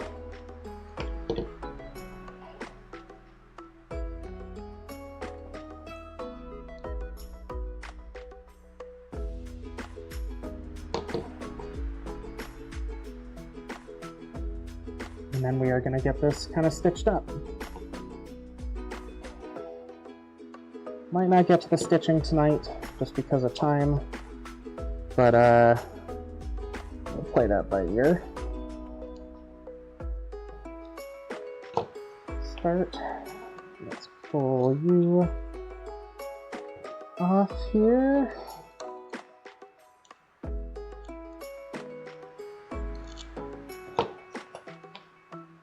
Go.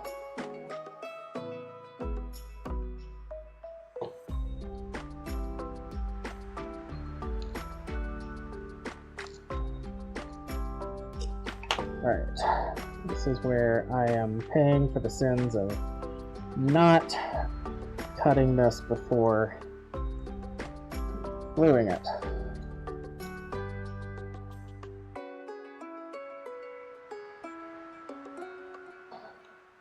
Oh yeah.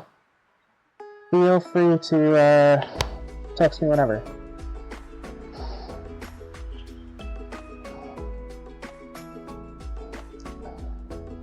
Still haven't applied yet. We still have some time. It's just on my radar. I'm trying to see if it's, feasible.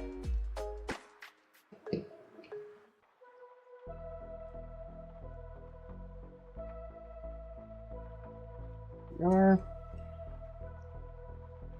Okay. That's sitting pretty good there. Now, with our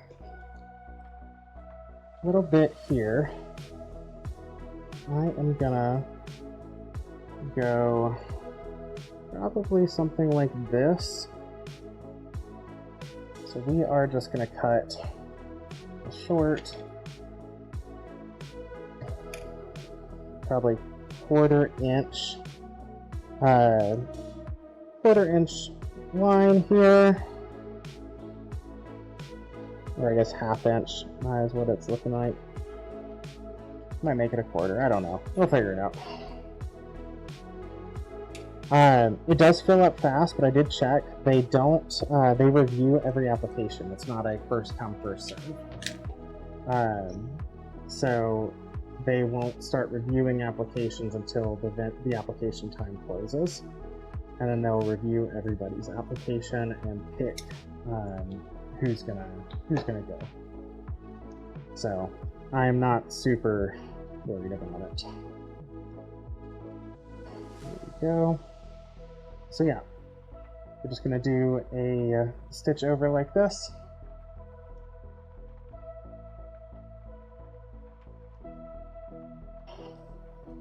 I think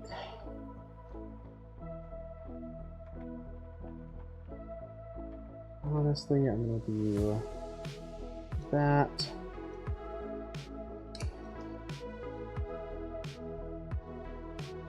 Quick mark there.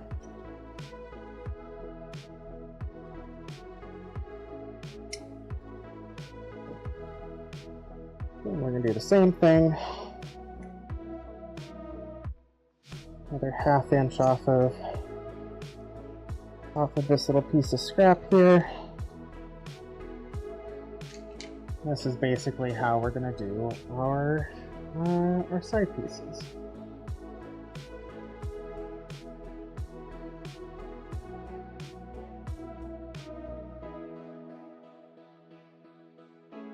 There we are.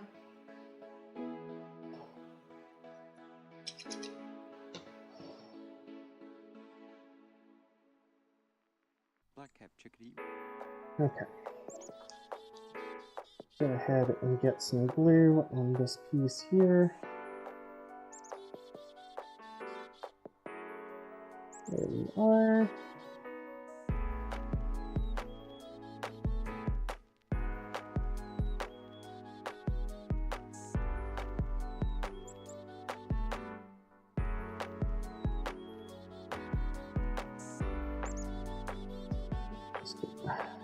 Situate that just like so. Make sure that sits nicely in the gap.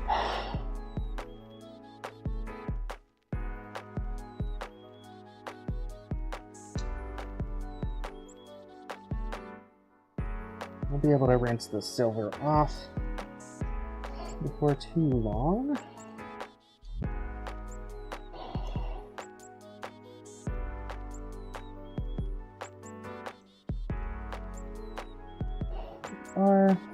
Do the same thing over here. Mark that out.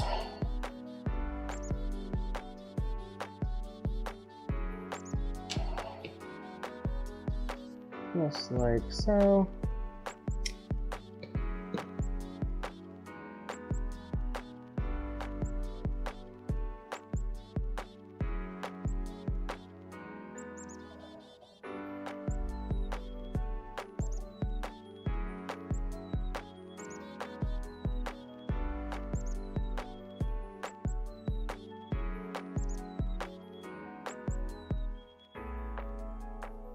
There you are.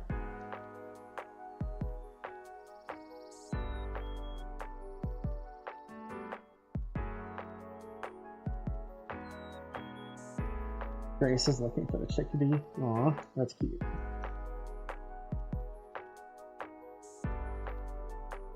Yar.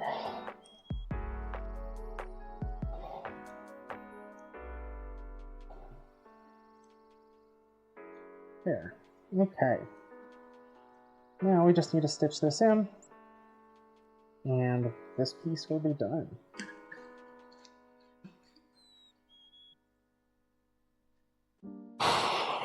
So we will put our glue up, take off my respirator here.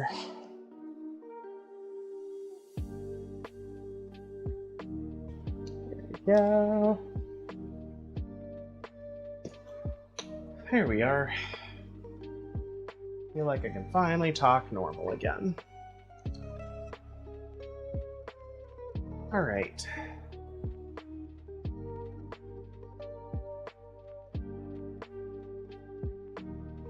Now, question is, do we want to stitch this up tonight? We should realistically probably let this glue set. So I think we will do this tomorrow. So we will start wrapping up. It's about 11 o'clock anyway. I've been going about 4 hours, which is my usual kind of, my good time. So we will come back to this and keep working on it. Matcha, I'm excited. I think it's going to turn out really, really pretty nice. And we'll just kind of have to wait and see how this sits. We should have enough room here. I know I'm completely off screen here, and I apologize for that. We have just enough room to put a little rivet on those and make this look really good.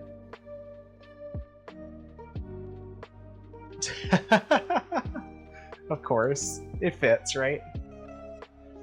Okay, with that, though, I am going to look for someone to raid out. Girl, you're freaking out in the best ways. Already apt to friend. Aw, that's cute. I love that. I'm excited to make this for you and excited to see how we can make it. Have